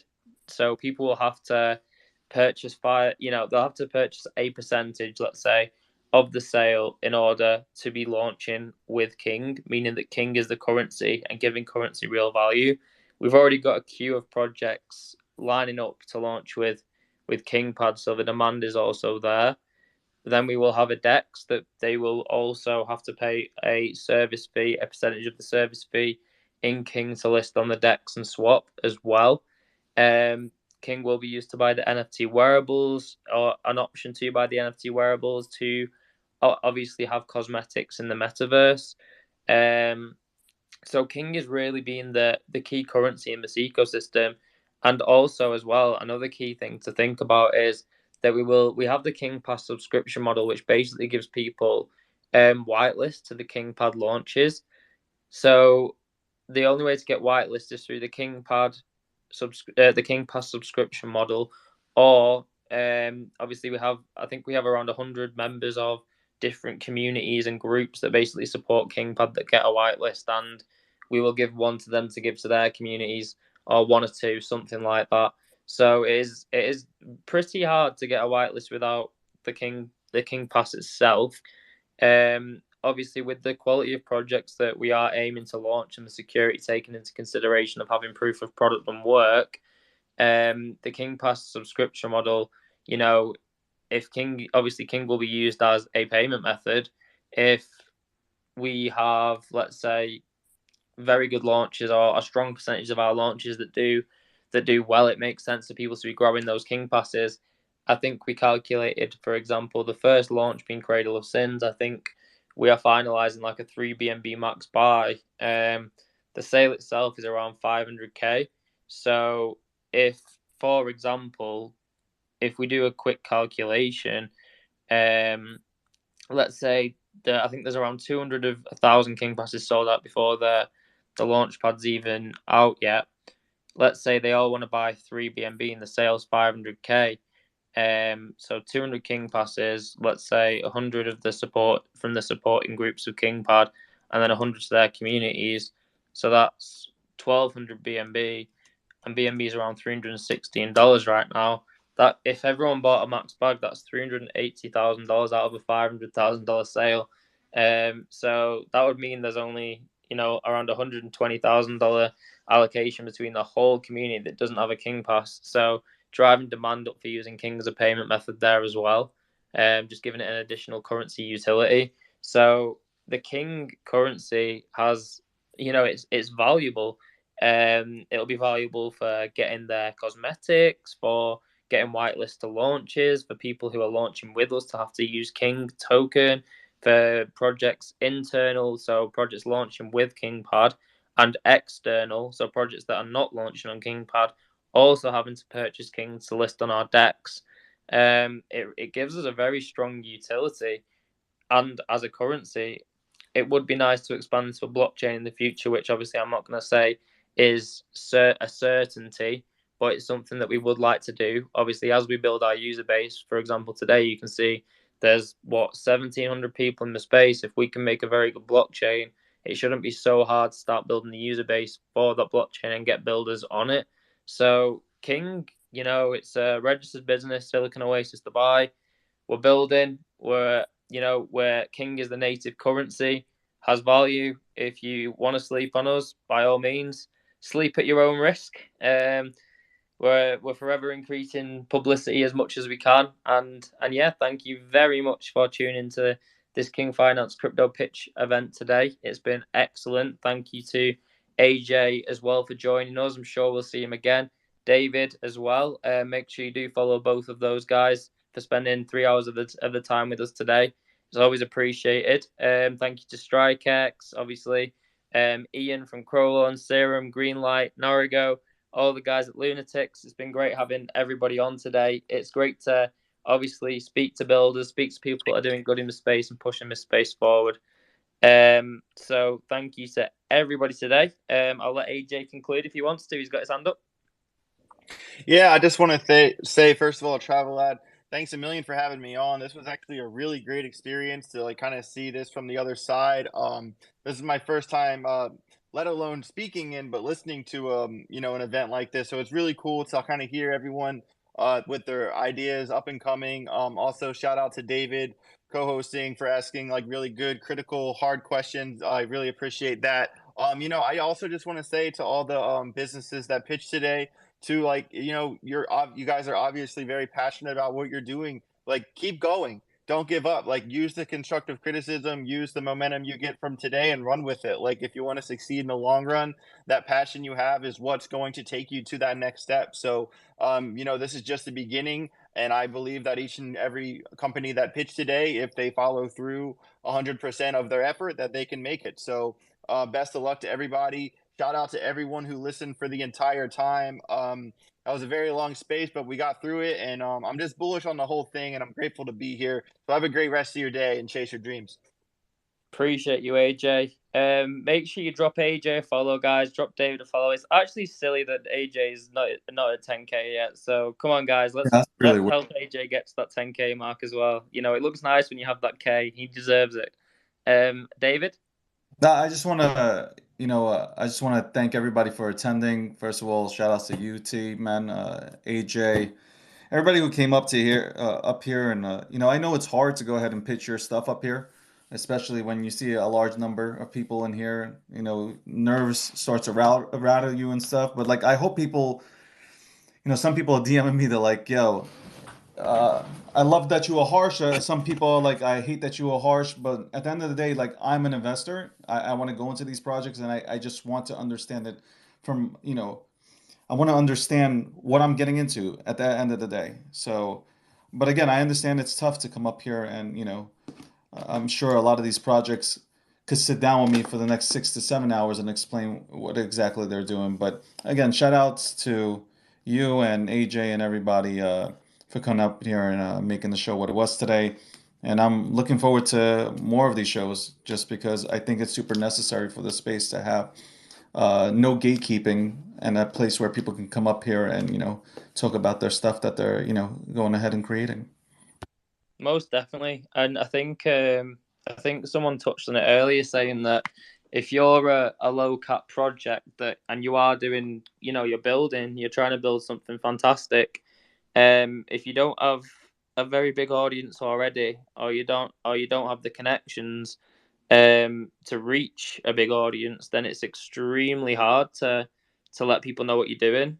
Once you have that initial community, like I was mentioning to Norigo, once you have 100 people that believe in what you're doing and they form a community, then they can go and spread the word on social media and get seen if they work hard enough. But to get that initial 100, very hard, very, very hard. I started out as a Twitch streamer. I mean, yeah, you know that, David. I think I met you in 2019 when I was still streaming on Twitch. Yeah. It's hard. It really is hard. Very hard. Unless you have connections in this space, it's hard to be seen, and it's sad. But we have a chance to go ahead and not be gatekeepers, and that's an awesome thing. You bring up people and you hear them out. That's really it. And I think it's super necessary to have a platform like this. Yeah, I completely agree. Like, it gives people a chance because I feel like a lot of people, they just always say like, "Oh, like if I had a chance to do this, if I had a chance to do that." Like, this is a perfect platform to actually give people those chance. And to anyone in the audience listening that has that idea that they want to go with, like, I implore you that we only get one chance at this thing, so give it your all. Like, there's no reason to not give it your all. And I'm super bullish on, like, I don't really care that much about self promoting myself, but I just really want to help other people get to where they want to be. So, once again, thanks for having me on, and I'd love to come back. This was a blast. Yeah, super good having you on, mate. Brilliant. Okay, guys. I am going to conclude it there. I know this one was a long one. I did try and structure it as well as I could. Next time, maybe we go a bit shorter, maybe 2 hours. Because I know three can be quite hard for an attention span. I know it's a struggle to stay focused, but obviously the beauty of a Twitter space is people just coming in and out, in and out, in and out, and it gives projects good exposure. They can see all the links, and there'll be a lot of replays of the recording as well. I believe so anyway. So yeah, it's definitely a good thing to do, even if we do have to go for three. It gives projects a lot of exposure. It gives people a platform to speak on, and obviously it does take a lot to organize. I can't lie. So people may think, oh guys, let's do this 4 times a week instead of doing 3 hours in one. Well, no, you don't understand. Like, I own 2 companies. I think David owns 2 companies. It's very, very hard when building the project to obviously organize these things as well. Like I told you already, I'm working must be 12 hours a day on King, something like that, building audience, being around the community, explaining to people, doing interviews, voice chats, blah, blah, blah, blah. Like, it's an awful lot of work. So we do have to organize them into a set event per week. So if it has to be 3 hours, then it needs to be. We don't have time to do these like 5 times a week. It's just never going to be able to happen. They say time is money, and it really is. If you don't have the money yet, you have to put the time in. If you have the money, you want to stay relevant and you want to keep building and getting your exposure for your projects, you have to keep putting the time in. So it really is as simple as that. So thank you all. Appreciate you all for tuning in today.